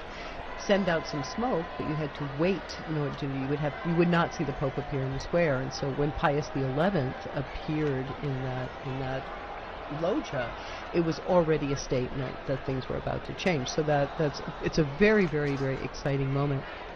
I remember, I think it was 2005, all the cardinals, when they first started to have lots and lots of cardinals, they were all trying to fit out on those openings of the balcony, and you were kind of looking at a couple of them like, that looks a little precarious. So let's hope they've worked out the placement, the placement out on the balconies this time. Absolutely. Here we're seeing a long shot there, and crowds coming down the main avenue, Via della Conciliazione. There are security checks, of course, which is one reason that the crowds may kind of trickle in more than be running into the square. Unfortunately, it's absolutely necessary nowadays. So. Sure, you could see them coming from the security. So there's already a metal check and all, so we have to ensure the safety and security in the square. So. Well, and as we're seeing all this jubilation and excitement, sadly, we have to say goodbye to I'm like those sports stars that keep quitting and then coming back. I mean, you'll probably see me back in like another 15 minutes. Yeah, you are welcome to come back. Or a bit like the seagull coming in and around the chimney. I really like the sports star comparison better, but I'll handle seagull. Okay. Thank you so much once again. I'm so happy we got to share this moment together. Thank you for being here with us. Well, and as Liz mentioned before, when we were talking about what is happening now, what takes so long, I mean, according to John Paul II, I believe his Apostolic Constitution, right, Universi Dominici Gregis, there's a process that's happening, and it starts with the rite of acceptance, which already happened, because that's when we know we get the white smoke, because the Pope, the man that was elected, had to say yes. And has to sign and have it certified. Exactly. So isn't that, I mean, it's beautiful, right? We always talk about free will in the Catholic Church. He could say no, but this means that whoever we will see on the loggia has agreed, has said yes to this. And as you can hear, the crowds are coming, and we see... the pontifical band there coming out, and the Swiss Guards, of course. There's always a traditional salute of the Vatican hymn or anthem to celebrate the occasion. It's part of the festivity of it, and we hear they're playing already and coming out there all in full uniform. Well, it's special. It's special too because, you know, these last more than 2 weeks, we've had the Swiss Guards were present for certain things, but now they have a Pope once again that they are protecting. That is their role, that is their mission, right? To be where the Pope is, to protect him.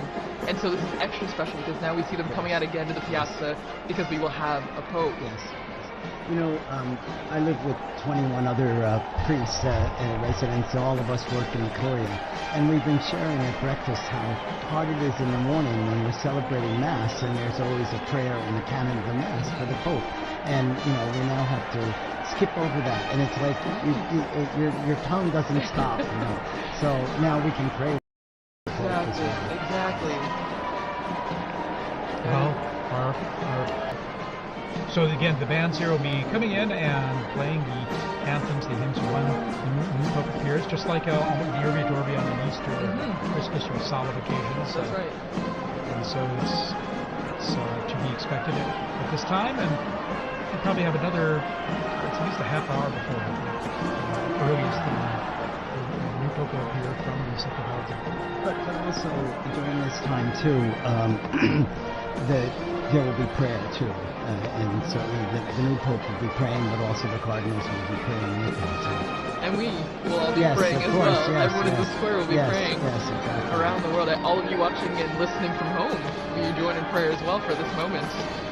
And you can be sure even the new Pope hears all this in the background, because it's a lot of strong sound that's coming up there and propagating up into the areas there, in the buildings and just outside the loggia there as well. You can hear that, know that, experience it. Right. The sounds of the streets, the sounds of the square. Well, and it must be a sign of, I mean, they must feel encouraged hearing the cheers, the music, because this is a big moment for anyone, and then to come out into the loggia and see thousands upon thousands of people. I mean, if public speaking is not your thing, that would be very intimidating. And so to hear the support of the band and the people clapping and cheering must be extra special for that person. Absolutely, huge encouragement as well, apart from the weight of the office and accepting and realizing the challenge, the immense challenge that we'll be taking on, and responsibility, but encouraged by what is the fanfare we're seeing and hearing in St. Peter's Square. And as I mentioned, the crowds are filtering in. Usually there's a security check before that, but the square is slowly filling up there with people coming in last minute to be here. Of course, they're lucky they have enough time, because we have about this almost 1 hour before the new Pope will appear. And so we see in the blue there the gendarmes, the Vatican gendarmes, and the band they have there, and then of course the Swiss Guard in uniform there in position. So. Well, and just again behind the scenes, looking back behind all the process that's happening, I think is so interesting to think we're seeing the crowds waiting, cheering, trying to keep spirits up while they wait the hour or more until we know who the Pope is. And I think, as we're talking about, prayer is also a central part of this aspect as well. I mean, before the Pope comes out, we see the first ceremony, the greeting, the Te Deum, where in the Sistine Chapel, after being dressed and saying yes, the Pope goes back to the Sistine Chapel and he takes a seat on a chair and a ceremony begins. And it's introduced with a greeting from the senior cardinal of the Order of Bishops, and then they read a passage from the Gospel, which, as we talked about with Liz and also Dr. O'Donnell, I mean, it grounds the mission of the Pope, the office of the Pope in the Gospel, in the message that Christ gave to Peter, you know, feed my sheep, tend to my... So I don't know, it's a really special moment, I think, when you look behind what's happening right now as we wait for the Pope. And speaking of the ground, just in the unbroken line of passing the authority and the responsibility of the papacy from Peter all the way on. And now, going on the ground there in the square, we have Sister Nina Krankic, who's from Croatia and is with us there in the square, and she works here at Vatican News and is going to share us tell us more about her own experience there in the square. Sister Nina, can you hear us?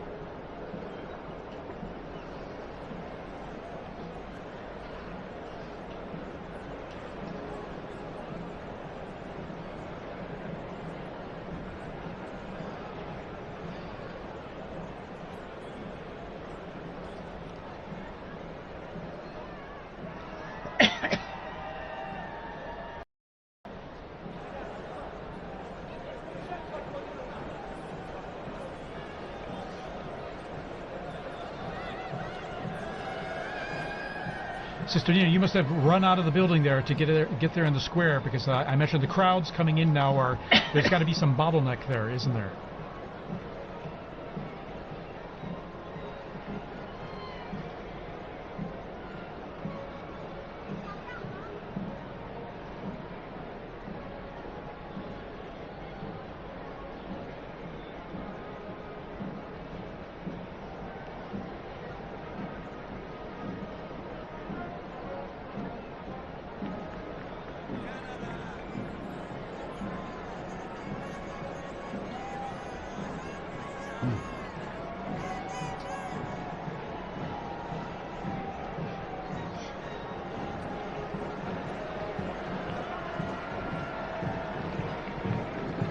So it must feel like a big party almost, I imagine, in some ways, doesn't it? Now the Italians are coming in.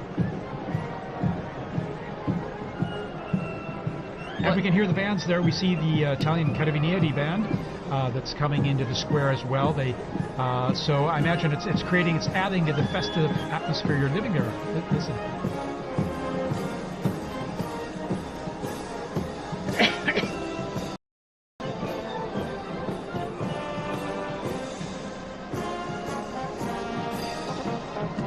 All right, Sister Nina, thanks for giving us that update there, and we look forward to connecting with you there again when possible. We know how it's a little tough with the cell signal there, given all the people communicating live on their cell phones and the networks there being a bit saturated. But thank you, and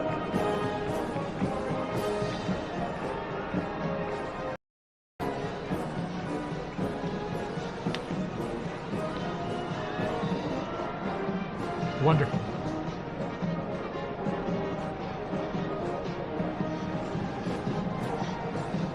And Sister Nina, by the way, this is your first experience of this type, isn't it? Your first conclave, and so it must be extra special for you.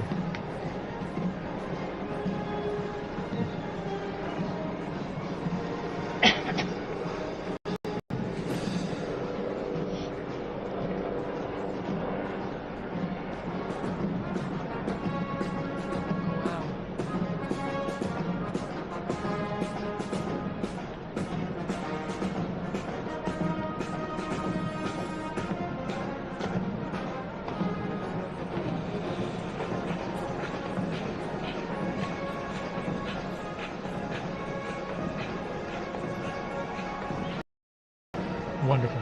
All righty, Sister Nina, thank you so much for sharing that with us, and we'll hope to touch base with you there shortly, okay?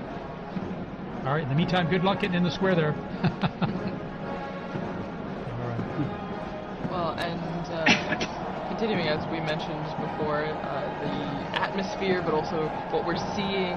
You see the bands, Father, as you mentioned, now the Italians as well, coming up the stairs that we often saw the Pope Mobile drive up for general audiences.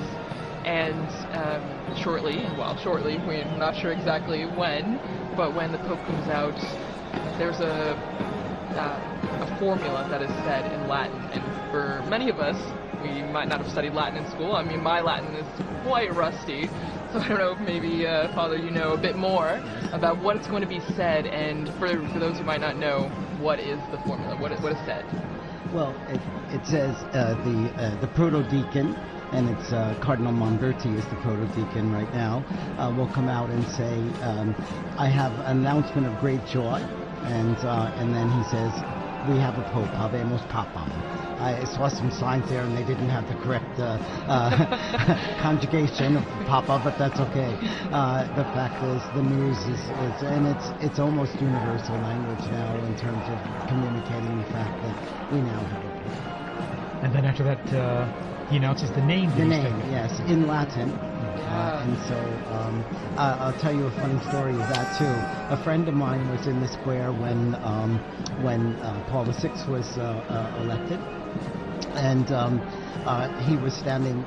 He's from the U.S. He was a student at the North American College, and no, it was when John Paul II was elected, and he was standing next to an Italian woman, and they announced that the Pope was from Polonia, and this Italian woman crossed herself and said, "Grazie a Dio da Bologna." Da Bologna. That guy from Bologna. You can hear Polonia in Italian meaning Poland. Yeah, it's tricky. If you don't know Italian or Latin, it might be a bit confusing. But no, it's extra special, and as you mentioned, I mean, I remember watching with some of my colleagues here at the start of the compilations from the Habemus Papams that we have video or audio of, which is only in the last, just over 100 years that we have video, and it's been really interesting because whether you know Latin or not, you know that phrase and you know what it means, and so it's a big signal to a new chapter in the church. And I'm thinking that the last announcement was by Cardinal Jean-Louis Touron, whom I worked with a great deal, and he made that announcement, and it was so good. And he's gone home to heaven. He's now rejoicing once again tonight. That's right. I remember him very well when he announced introduced Pope Francis, and I remember even hearing his name. I was going, who? And then I looked it up very quickly because, as always, it's a surprise. Right. It's a surprise, and you don't know, because we have such a list of people, and as we've said throughout this entire Smoke Watch, that it's the Holy Spirit that guides the decision, and so we don't know to that moment. Here we see a formation of the military bands, yes. Guardia Finanza, Carabinieri, and then of course the gendarmes, the Vatican Gendarmerie, their own band, and then we have the Swiss Guards, all in position there. We see the usually at a point after the Pope appears, so there'll be a mutual salute of both national anthems and hymns. The retired papal preacher, and also then there's Cardinal Raniero Cantalari. His phone there, we see. Technology. And then Capuchin. And also Cardinal Sean from Boston. So here we are. The bands are playing. Introduction here to the Vatican anthem. Oh no, the Italian anthem. That's true. The hymns, the songs will be going on until we hear that famous line of Habemus Papam, and we see the Pope come out on the balcony. Notes from the Italian national anthem.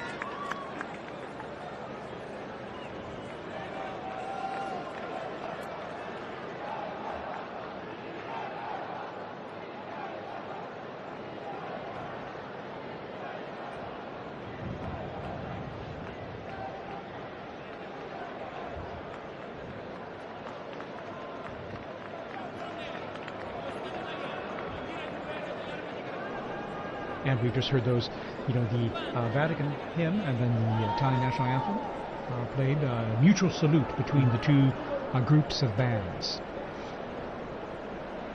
And now the mutual salute and greeting of both. This is just like when we see at Easter and at Christmas, the Urbi et Orbi. During the Urbi et Orbi, when the Pope gives his blessing to the city and to the world, and before that his Christmas or Easter.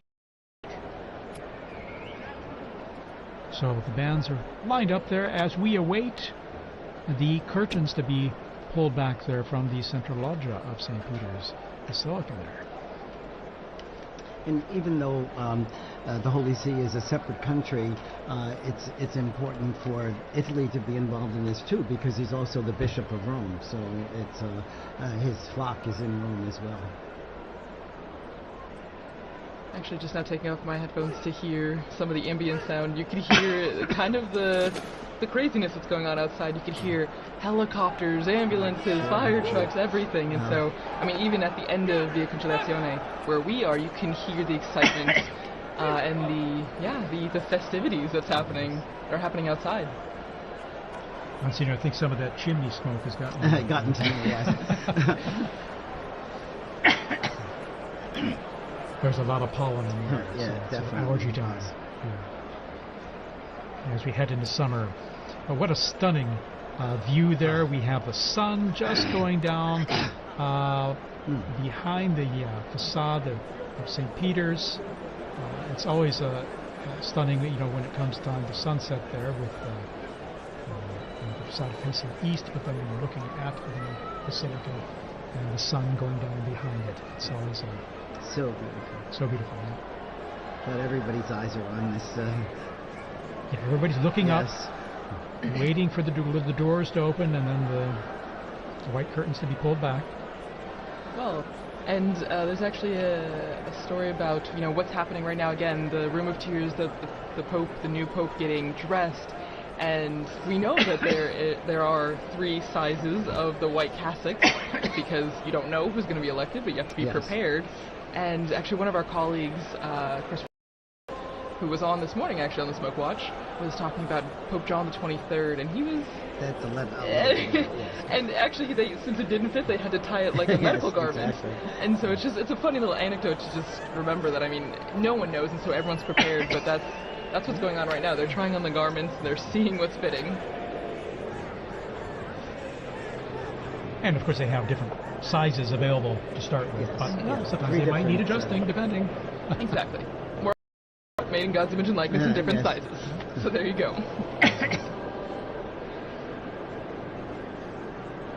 See all those flags representing the different nations present. Also, it is the Jubilee of Hope, and so we have pilgrims here for Jubilee events over these days as well.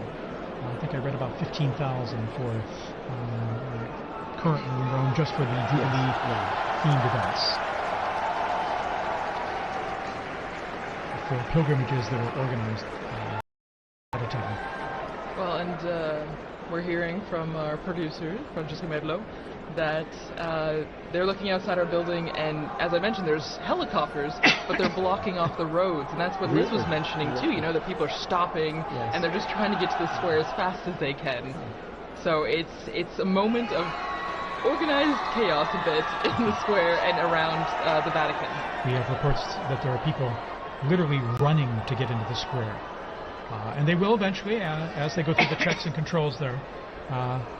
They do an extraordinary job of the crowd control as well, with these many people coming into St. Peter's Square and avoiding any potential problems or issues due to that. So. Well, and that is, you have to think that, I mean, maybe everything has a purpose, right? Everything has a reason, because we have this time in between the white smoke. Maybe also for everyone to get to the square. It's a dual-edged sword. The new Pope is being prepared and ready to go to the loggia, but it's also to let everyone who can get to the square to be there for that special moment. And we're seeing it with our Vati drone footage here, as I'd like to call it. And you can see the square there. It's just wonderful. You can get a sense of the crowds, and then on the people kind of streaming in from the main avenue of the Conciliazione and some of the side streets there. About the universality of the church, I just got a message from a UN official in Gaza who's listening to this transmission, and so you could see how connected people are, and how grateful they are to be able to hear Vatican news as well. Yeah, of course. We're grateful to have you here to say some nice, intelligent things for us. I don't know. And give us some interesting input on all, and to share this experience. As you see, our drone footage there shows our Vati drone is showing the avenue there filling up with people, and as they come closer to the square, then they just go through a check there. And all the flags are ready.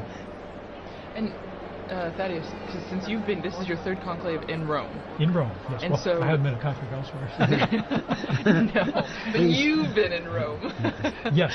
Oh, yeah. But have you ever had the opportunity, because I know working here, we're always pretty much in here, but have you ever had the chance to run out to the square or see the excitement? For Pope Benedict, I was up there on the colonnade there. If you're looking here on the footage here, you can see here on the left side there on that colonnade there where the statues are, on top of the Charlemagne wing of the colonnade. I was up there and able to just view from that position where all the photographers, videographers were, or most of them anyway, accredited to come out and greet the crowds and give his blessing. And I remember, this is a strange thing, but after that event, going back into the Vatican and running into Cardinal Jorge Bergoglio. Oh my gosh. This is long after probably about an hour after the blessing was given and the end of the. And I remember it distinctly because I knew the faces of all the cardinals, and so it was a. Little did you know. Little did I know. Little did I know. And then when there we see some of the cardinals there. There's Cardinal, I think that's. And we see, and then. Cantalamessa, and then. O'Malley. The cardinal non-electors. Yeah, exactly. They're over 80. And so there's they're non-electors. Sister Petrina, yes. the head of the Governaturato now. And that's Archbishop Fisichella as well, I think. And we see the secretary of the dicastery for communication, Mucho Luis, as well. Anyway. Well, and so that is, was it? I mean, obviously it's very different being inside here. But the excitement is still pretty much the same, being on the braccio, the colonnade, and being very here. much so, because you're seeing things up close, and not only into the bells I was mentioning earlier that you hear very clearly and loudly, but then seeing from a unique angle, almost at below the level of the central loggia, but higher up from down in the square. In 2013, then I remember I was down the street on the Conciliazione looking out the window at the crowds on Via della Conciliazione, and I could see the central loggia from which Pope Francis appeared then in 2013. So that was my other experience, per se, and a unique one at that. And now here in our studio here, right close to the action there, exactly. It's a third privileged experience. Again, what's really... you really feel is the excitement of it, and the joy of having a new pope, but then also the expectation. Who's it going to be? Right. And I remember with Pope Benedict, it was a bit, weather was a bit cloudy and cool then. I mean, this is a day of just brilliant sunshine, mild temps. Of course, we're in May, and so things warm up here quite a bit and pretty quickly. When Pope Francis was elected, I was helping out at an English-speaking parish in Geneva, in addition to my other work. And the pastor had asked me to give a talk to the parents of the First Communion children. And we got the news just as I was ready to start the talk. So I knew tonight I'm not going to get anything else done with this. Wow, so you've gotten the announcement in different places all around the world. Yes, No, that's amazing. And every time just a tad different. And joining us, Father Paul Samosumo, who's from Zambia, and he's head of the English Africa section here at Vatican News and the Dicastery for Communication. Father Samasumo, good to have you here. Many of our listeners who listen to the liturgies will recognize your voice as well as you do the commentaries for the papal events. How's this experience for you? Thanks, TJ. Actually, I've been here all day, and then I went outside to meet someone.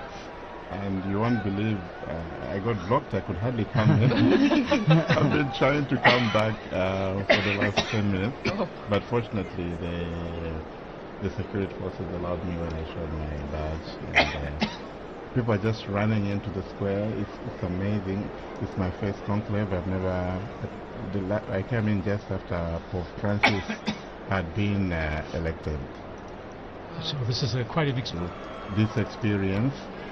I live in a house where some of the cardinals also were staying before they moved to Santa Marta. Of course, they had their own little tables, and sometimes we just provoke them. They had shown secrecy, of course, confidentiality, but it was so wonderful, and the dedication of them going to the congregations, the meetings, and even the non-electors, some of them live there permanently in our house. And we have some of the staff who have been helping. They had to also do the swearing in, so that they would be. Some of them couldn't go because they're small children and they wanted to stay next to their children. So it has been a great experience, even from that point of view. Well, and also, since you're from Zambia, how do you think people in Africa, the African continent, are taking this moment? I mean, we have viewers, listeners from all around the world, but your experience in watching the conclave and being prepared for this Abemos Papam moment, like, what do you think is the atmosphere, the environment of people watching in Africa? It's a great moment. I can tell you already I've received about 5 or 6 calls just within the space of 10 minutes as I was coming in. Wow. From some of my colleagues who are in the media. And I think the most, the call that I really enjoyed was my uncle is 82, and usually we talk to him through my aunt because there's a problem of hearing. But he's so excited, so everybody's following. They're following on various channels there, the national television stations, on radio and so forth. It's a great moment, and knowing Africa, they've always been fascinated by the popes. I remember even from a time when I was a young boy myself in catechism. So the anthem, the papal anthem. Really? Yeah. So that was very familiar for you to hear. Not this one, but there's an old one that was translated in our languages. Oh, wonderful! Translated in your language. Yes. Yeah. In your language or Yes, languages? Exactly. And what are your languages, by the way? Just Well, I'm from Zambia, and Zambia has 72 languages. Oh my goodness. Of which 8 or so are the main ones that's widely spoken. English is the official language, so you can get by with that. Fantastic. I imagine people tune in even to our live streams, even if it's in Italian, Latin, or with your translation in English. I imagine it's a way to connect people. Tune in the same, even if they don't understand what's being said. It is, and some directors of some of our Catholic radio stations. I'll give you an example. In Kenya, about 11 Catholic radio stations. So we've been asking, what time is the smoke? Are we having the smoke? Yeah. Well, and it's really interesting now that we have you, Father Paul, in here, because as we heard from Father Bob, we had a message from Gaza, listening there, and then now you hearing messages from all over, and so it's the wide-reaching effect of this moment, and as the message or the theme that we've seen throughout our conversation has been universality, and how this is not just for people here in Rome, and not just for Catholics, for people everywhere. In fact, I'd like to thank people around the globe tuning into our live stream here. Maybe you're watching on a local or a national network, local Catholic radio, wherever you're listening. Thanks for joining us here. We're going to be providing you with all the information we can as we await this historic moment to find out who the new Pope is. And we'll know pretty soon. It's been about about a half hour or so since the close smoke. An hour. An hour. An hour? Okay. It was around 6 o'clock Rome time. There you are. It was 6:07 or something. Like So that. any moment now there. And we see the crowds are coming in to the square, still streaming in. slowly but surely. On the sides there, you can see on the right side and the left side, after they've gone through the checks there, and then coming into the square, and they can all see things pretty well because there are these big television screens and good high-res ones too in the square and along the Conciliazione Avenue leading into the square. So many people, they can see just what we're seeing all together here. These same images and coverage. Sometimes there's some text message or some subtitling there and info for them, but they can get a good idea of what's happening even if they're not up close, thanks to the nice new technology we have out there. Well, and I'm sure, as we all talked about before, you would also, I'm sure, have experience with this, but using like the screens in the square, us doing this commentary, and you have to imagine that social media is blowing up with this moment, you know? Oh, yes. I mean, everyone that's in the square is live streaming, I'm sure, taking videos, taking pictures, and so the news is spreading even faster than it would have 10, 20, 30 years ago. Exactly. Even just here in Rome, you know, just the streets, the cafes. What I found interesting is, I'm sure you've seen the guys that sell trinkets and stuff. Some of them are from Senegal or from Bangladesh and so forth. And when the smoke came out, this guy asked me, "Do we have a pope?" And he said, "Do we have a pope?" I thought most of them are Muslims, but that kind of interest is really very touching. And I found very moving, to be honest. Yeah, absolutely. I have another story on that. When Pope John Paul II died, I told you I was and I had to go through Senegal. So in Dakar, there was this long line that I was waiting to go in through immigration, and the guard pulled me out and said, "You know, the Pope has died." I said, "Yes, I know."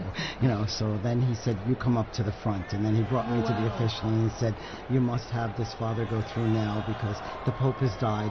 And then he told me that he had a chapelet, a rosary from John Paul II because he was part of the police when John Paul II visited Dakar.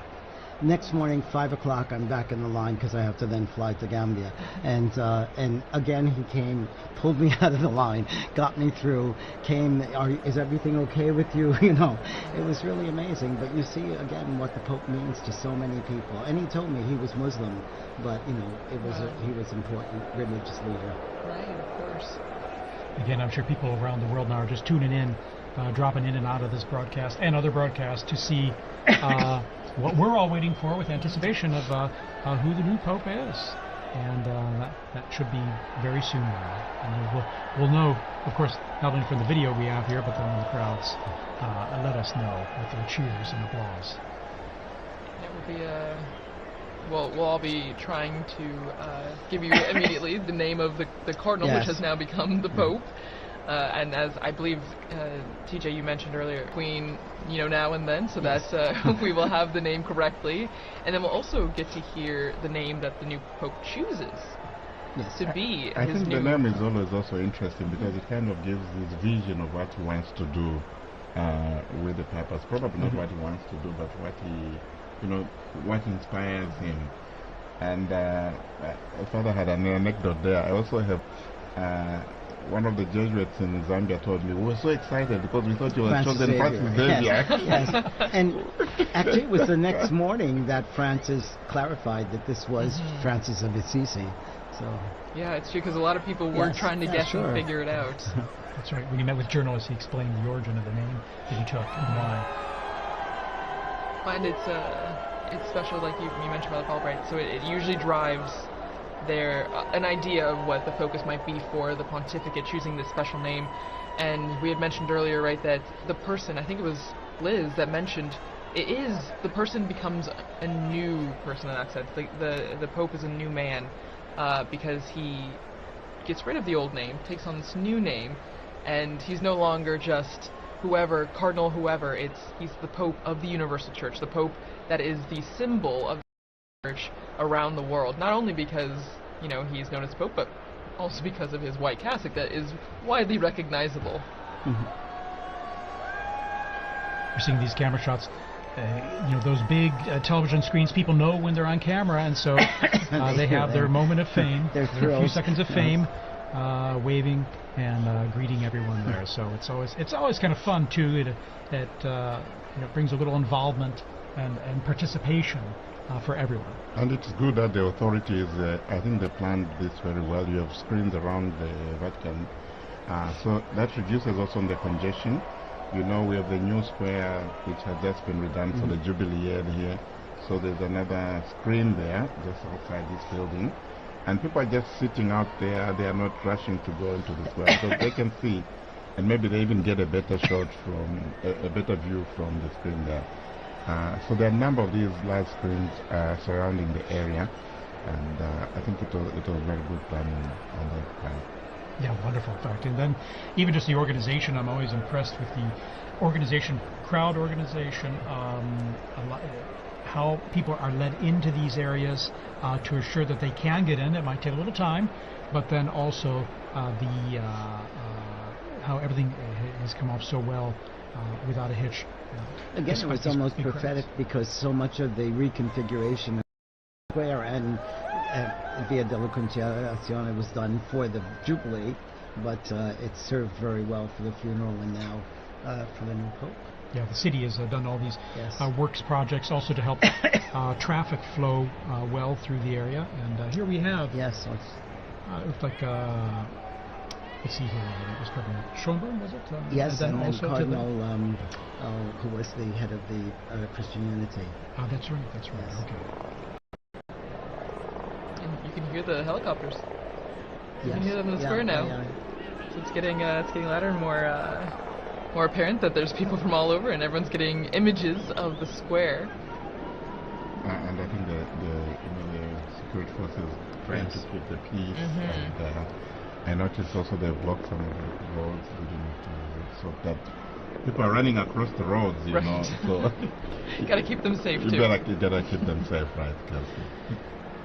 Well, and so one of our colleagues, Lisa Zengarini, she did a lot of research on why we have this tradition of changing the baptismal name of the cardinal into the name for the Pope, and it actually started way back, it looks like 2,000 years ago to Saint Peter, whose original name was Simon, and so it stems all the way from that. And it's a lineage that has been continuous since that time. And actually, what's interesting is that not all the popes have done this.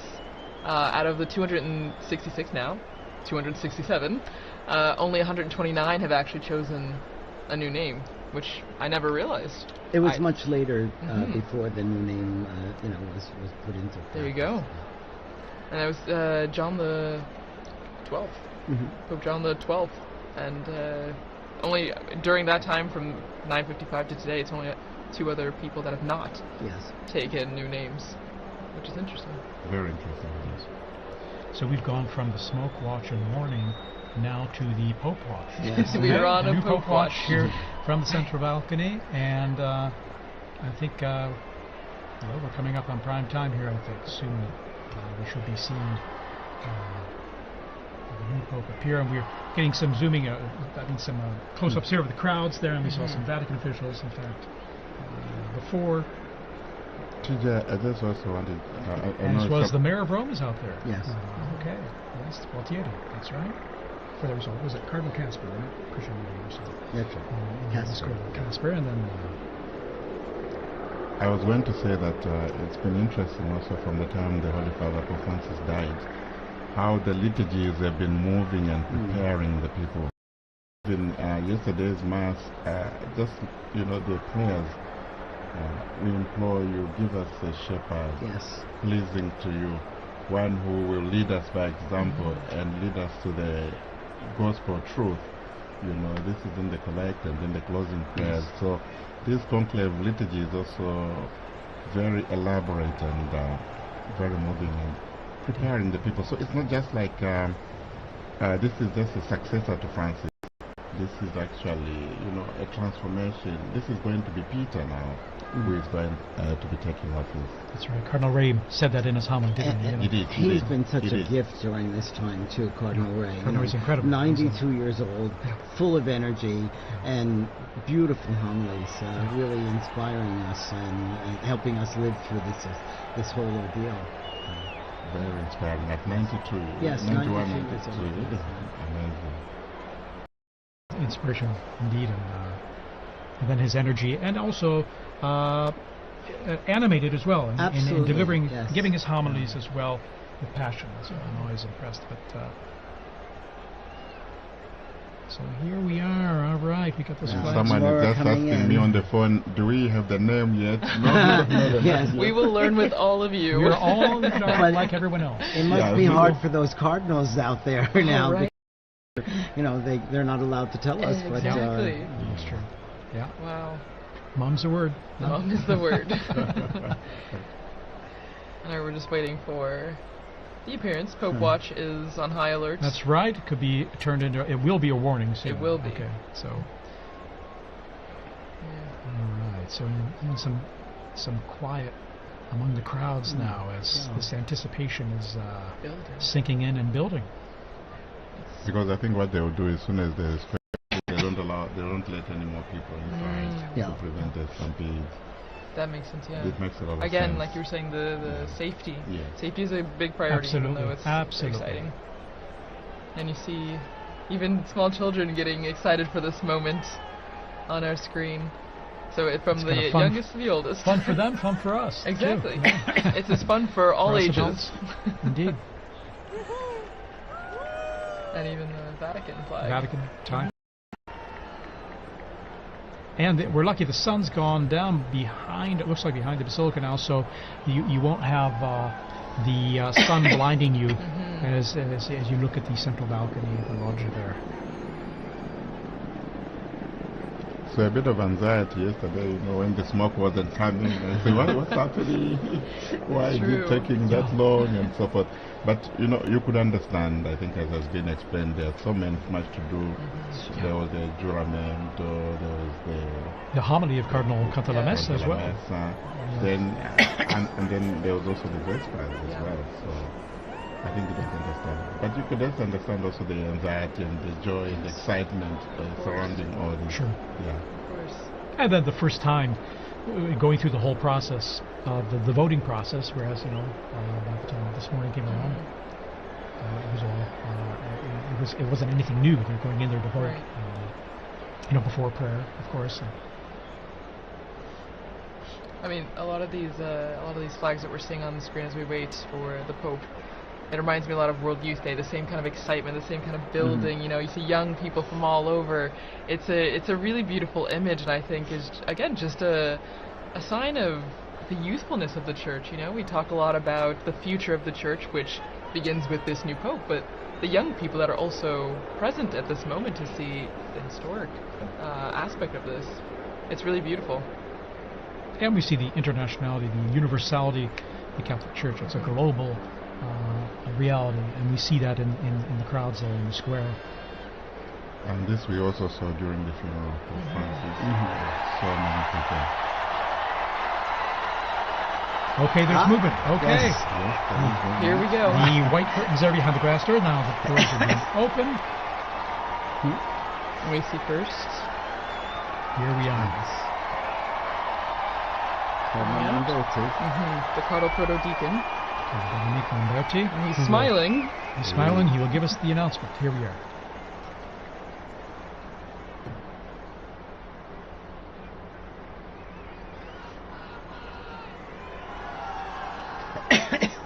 Suspense. Annuncio vobis gaudium magnum.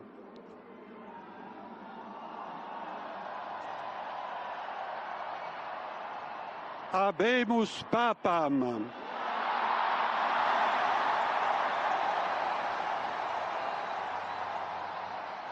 Eminentissimum, ac reverendissimum Dominum, Dominum Robertum Franciscum, Sancte Romane Ecclesiae Cardinalem Prevost,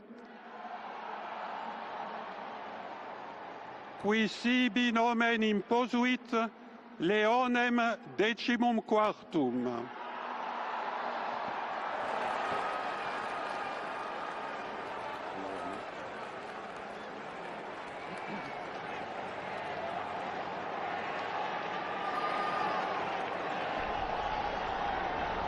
So, it's Cardinal Robert Francis Prevost, who's taken the name of Leo XIV, Pope Leo XIV.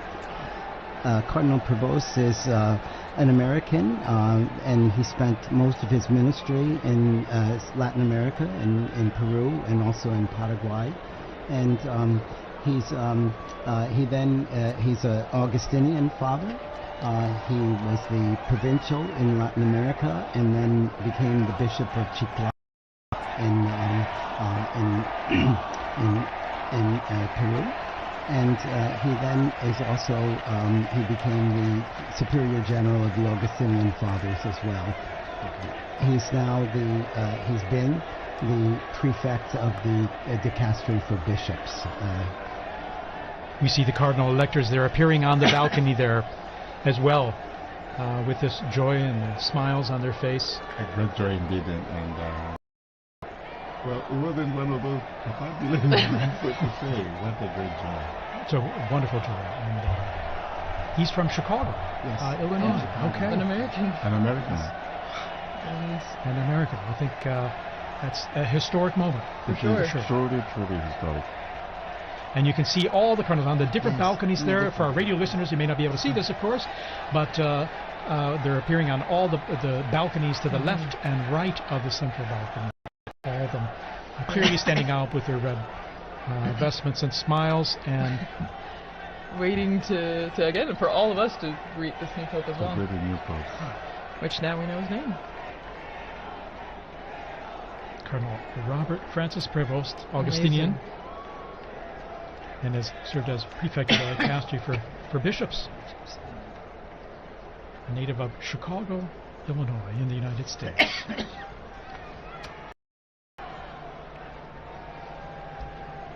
Wow. And so, as we said before, you saw all the flags and everything out in the Yes. square, and now all the Americans are holding their flags. Indeed. Yeah, It's a historic and moment. the Who would have Peruvians imagined? too, I'm sure. Yeah. Because he spent That's most of his ministry in Peru. Yeah, and that's a special thing, So he has a connection with missionary multiple. experience Exactly. and this Exactly.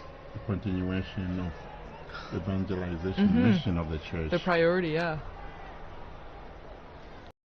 So you can see still they're like little pockets of red where all the Yes. cardinals are standing on the Yeah. balconies. And from our Vati drone footage, and seeing it from above there, it's a unique view, perched above in front of the facade and looking down at them as they're on the balconies there, awaiting now as the new Pope, as we mentioned there, Cardinal Robert Francis Prevost, and Pope Leo 14. the 14th. Pope Leo the Pope Leo the Yes. 14th. the 14th. And of course, Leo the 13th was the great social reforming Pope for us. He was so, the great social reformer. Yeah, and he died in 1903, so still fairly recent in the grand scheme of Was things. Pope Leo the one with Rerum Novarum? Yes, exactly. There you go, And good then- memory. From my seminary. And then his successors wrote other encyclicals every 40 years afterwards. So he started like on a the trend. social- yes, and it's really one of the constitutions of Catholic social ministry and And Catholic probably I social would say doctrine. a Pope needed for our times with all the social challenges the world Yes, has yes, today. yes. And he's, relatively young, 69 years old, born Yes. on the 14th of September, 1955, as you mentioned, in Chicago, Illinois, and so 69. Well, and Father Paul, as you were just saying, I agree, and maybe Father Bob, you can really stress this point because you work in The social dicastery humanitarian. for Women, Exactly. Integral human development. This is yes. an important aspect Yes, of the church. yes. The Catholic social, the Yes. Catholic social teaching, I Yes. think, is important, Very. and it's often called the untold story of the church, Yes. or perhaps the hidden secret of the church. And it has so much, and there's a lot of development. And was one of the needs discussed by the cardinals during their congregations Exactly. this last week too. So. Exactly.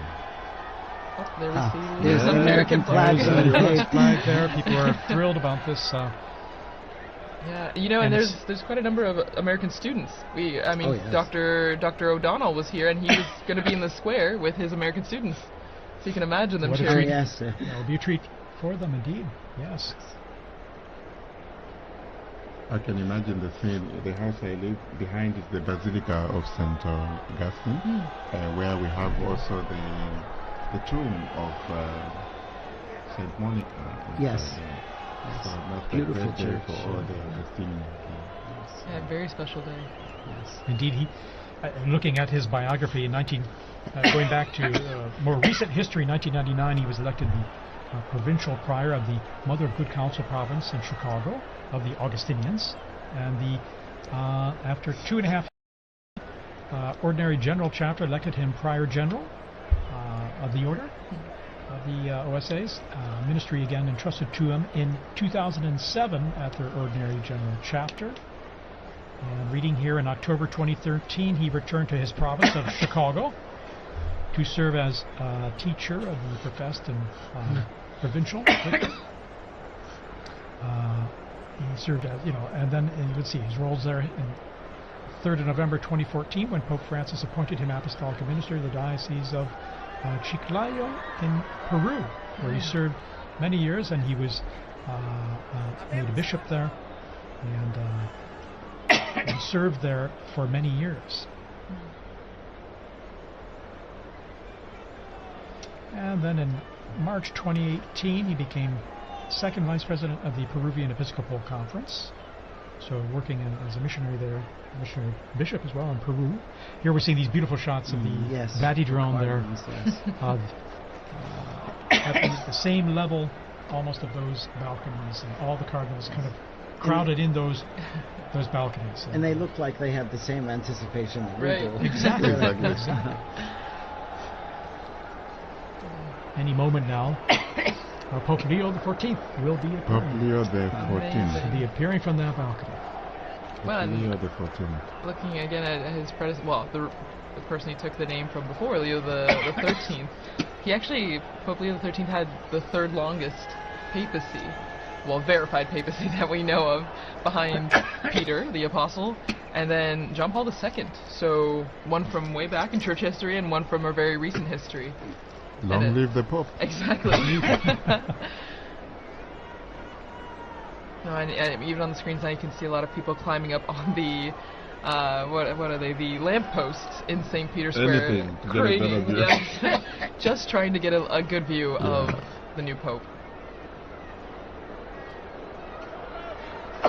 And there we have the cardinals. These are the cardinal electors, right? Mm-hmm, right. The ones that helped make this decision. Yes. Which, since we had 133 cardinal electors, then we had to have a majority of 89 cardinal electors to vote for cardinal. I found intriguing the fact that the voting takes place in the Sistine Chapel, where you have the last judgment. Right. So whatever you do, whatever you decide, that's between you and the Lord. Yes. Because the weight of the responsibility is so great. So very fitting, very telling, eh? Well, and before you came in, Father Paul, Dr. Liz Lev was talking about the Pauline Chapel, and that's where the new Pope now, Pope Leo XIV, when he will walk down this hallway in the chapel, and at the end of the chapel is an image of Peter crucified upside down, but the artist turned his head so that when the new Pope is walking down the hallway, Peter's eyes are following. Here we are. There we are. Pope Leo XIV is now Pope appearing, Leo XIV. coming to the central loggia of Basilica. Very special moment. Very special moment. And Here he is. There he is, Cardinal. And the applause going up, the greeting, the waving, Big the smiles. smiles. How amazing. How amazing. And Dr. Liz Lev was also talking about the symbolism of the red that he's wearing. You know, it is a sacrificial role, and that is the symbol of the cloth that he's wearing right now. And we see this beautiful close-up view from the side there, at the same level as the loggia. Pope Leo XIV. Pope Leo XIV. Amazing. Smiling. Smiling And Pope, yeah. you can see who wouldn't be taken by the moment. And I think going overcome through with his emotion. mind, the weight of Yeah. this responsibility. oh yeah. On his face. You can see it on his Absolutely. face. Amazing. After this, he'll never the same person. No. And we're hearing the bands below, the mutual salute of the anthems, the hymns of the Vatican hymn and the Italian national anthem, as we do traditionally through Easter and Christmas, as we've mentioned. And after this, now Pope Leo XIV, he will give a greeting and his first apostolic blessing, the Urbi et Orbi, to the city and to the whole world. So that blessing extends to everyone who is watching, everyone who is listening, your family, wherever you are. It's a great moment to prepare ourselves for this first blessing. This most solemn blessing, you can just feel and see the emotion on his face. Yeah.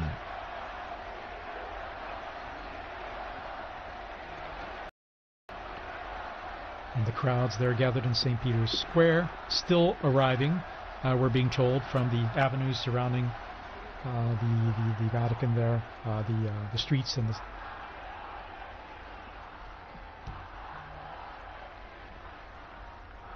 So just getting messages here, congratulations, God bless the Pope. And you can hear the chanting from the square. Long live the Pope. Viva il Yeah. Papa. Viva il Papa. Viva il Papa.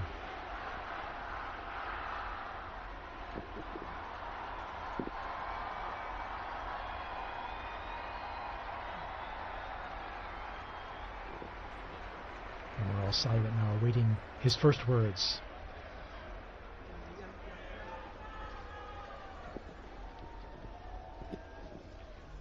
La pace sia con tutti voi.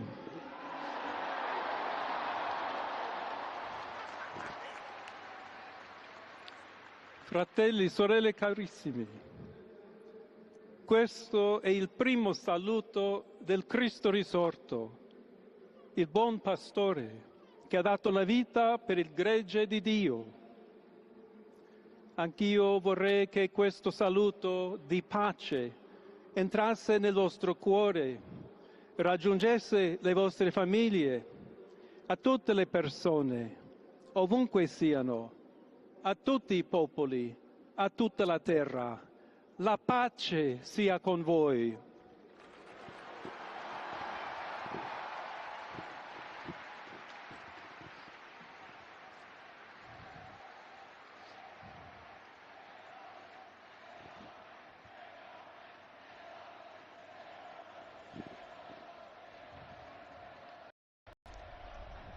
We're just hearing the first words of Pope Leo XIV. As he continues, we'll provide a summary here in just a moment as we listen to his words. He's asked everyone to, brothers, Questa è la pace di Cristo risorto. this is the peace Una of the risen pace Christ, disarmata e una pace disarmante. a peace that is umile e disarming and perseverante. humble and persevering. Proviene da Dio. It comes from God, Dio che ci ama a tutti. God who loves all of us Incondizionatamente. without any limits and conditions. Ancora conserviamo nei nostri orecchi And quella voce debole ma sempre we still coraggiosa have the sound di in our Papa ears of that, Francesco the weak che voice of Pope benediva Francis, Roma. who is blessing Rome here.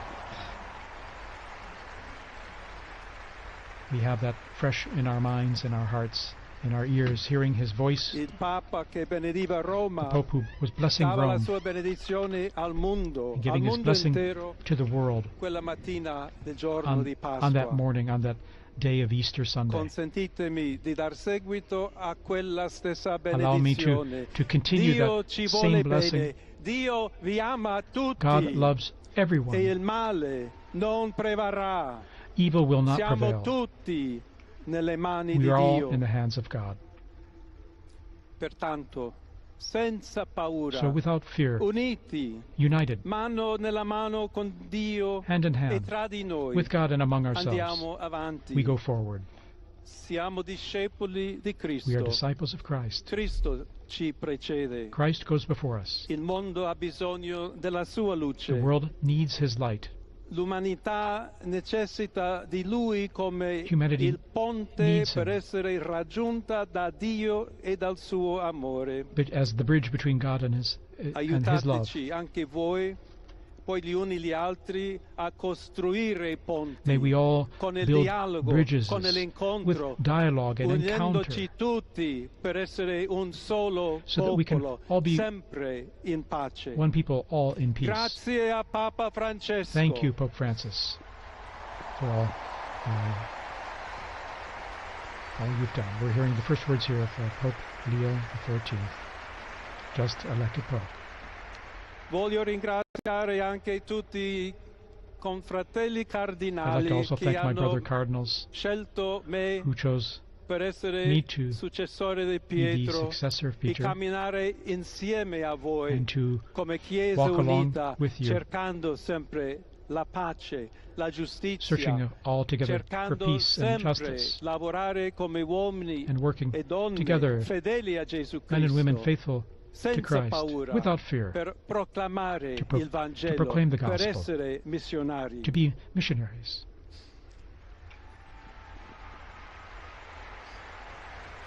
Pope Leo offering these initial words, which we're just translating on the fly here. Un figlio di Sant'Agostino, I'm a son of Saint Augustine, Agostiniano, and I'm an Augustinian che ha detto: con voi sono cristiano who said, e per voi vescovo. with you I In am a questo Christian, and senso for you I am possiamo a bishop. tutti camminare So insieme may we all verso quella walk together patria towards that, la quale Dio ci ha preparato. to the place that God has prepared for us. May we walk together, Alla accompany each other. Chiesa To the Church di Roma, of Rome, un saluto speciale. a special greeting. As Bishop of Rome, of course, a special greeting. Dobbiamo cercare insieme come essere We've una got to chiesa look missionaria, at how we can together be a una missionary chiesa church, che costruisce i ponti, a church that il builds dialogo, bridges, sempre aperta a ricevere, that is come always questa open piazza con le to braccia receive aperte a tutti, everyone, tutti coloro just che like in hanno this square, bisogno to receive della everyone, nostra to welcome carità, la everyone, nostra presenza, our charity, il dialogo, our l'amore. dialogue and love. Y se me permiten también una palabra, un saludo And now, a greeting in Spanish. Please allow me here to a todos aquellos, y en modo particular a mi querida diócesis de Chiclayo en el So Perú, to all of you, but especially to the people of my diocese of Chiclayo in Peru, donde un pueblo fiel ha acompañado a su obispo, ha compartido su fe y ha dado tanto, tanto para where we seguir had such faithful siendo people accompanying iglesia the fiel de bishop, and we Jesucristo. had such faithful A people tutti voi, helping the fratelli e bishop. sorelle di Roma, d'Italia, di tutto il To mondo, all of you, vogliamo essere the people una of chiesa Rome and of Italy, sinodale, una chiesa che cammina, una chiesa che we need cerca to be a sempre la synodal pace, church, a cerca church that's a sempre la pilgrim, carità, cerca that sempre di shows essere charity vicino always, specialmente a coloro che soffrono. and especially is charitable to those who are suffering. Oggi Today, il giorno della supplica alla Madonna di Pompei. today is the day of praying to the Nostra Madonna of Madre Pompeii. Maria vuole sempre camminare con noi, stare Our vicino, Blessed Mother Mary always aiutarci wants to con be la sua close to us. intercessione e il suo amore. She always Allora wants to vorrei pregare intercede for us insieme a voi. through her love. Preghiamo insieme So per questa nuova let missione, us pray together però for per this new tutta la mission, Chiesa, for per la all of pace the church, nel mondo. for peace in the Chiediamo world. questa grazia speciale that she will Di help Maria, us get the, Nostra give us a Madre. special grace, our Mother. Ave Maria, piena di grazia, Hail Mary, il full of Signore è grace, con te. fruit of your womb, Jesus. Santa Maria, Holy Madre Mary, di Dio, Mother of God, prega per noi pray peccatori, for us sinners, adesso e nell'ora now della and at the nostra end hour of our morte. death. Amen. Amen.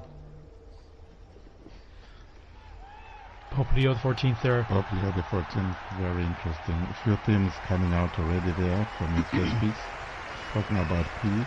Indeed, saying a greeting of peace. May my greeting of peace enter into your hearts and reach your families. All people, wherever you are, all peoples of the entire planet. May peace be with you. God's peace be with you, he said. And here we see him in his, after having given that opening and beautiful words. Continuing to all. also the message of Pope Francis, where he even said in Spanish and Italian, tutti, tutti, Il tutti, Santo todos. Padre Leone, a tutti I fedeli presenti And so And the Pope, Holy e a Father Pope quelli che Leo, and ricevono to la all people benedizione in a the mezzo square della and all radio, receiving della televisione e are delle hearing this altre tecnologie through di new technology, comunicazione, online, everywhere. concede l'indulgenza Offers plenaria his, nella forma the stabilita plenary dalla indulgence Chiesa. and the formula established by the Preghiamo Church. Dio We pray Onnipotente to Almighty God perché conservi a that- lungo il that he Papa a may guida della keep the Pope Chiesa e conceda and pace e protect him unità alla Chiesa and in guide the tutto Church il mondo. and the entire world. Now he'll give this most solemn blessing to the entire world, to all of you joining us. to everyone. So we now prepare ourselves to receive this solemn blessing wherever we are, at home, in your car, at work, wherever you are. Sancti Apostoli Petrus et Paulus, de quorum potestate et auctoritate confimus, So ipsi intercedant pro nobis ad the Dominum. holy apostles Peter Amen. and Paul, Precibus et meritis Beate Mariae semper Virginis, and we also Beati pray Michaelis to the Arcangeli, Blessed Mary, Beati Ioannis Baptiste, to et Sanctorum Apostolorum Petri et John- Pauli et omnium Sanctorum, misereatur vestri omnipotens Deus, et dimissis omnibus peccatis vestris, perducat vos Iesus Christus ad vitam aeternam. Indulgentem, absolutionem et remissionem omnium peccatorum vestrorum, spatium vere et fructuose penitentiae, cor semper penitens, et emendationem vitae, gratiam et consolationem Sancti Spiritus, et finalem perseverantiam in bonis operibus tribuat vobis omnipotens et misericors Dominus. Amen. Et benedictio Dei omnipotentis, Patris et Filii et Spiritus Sancti descendat super vos et maniat semper.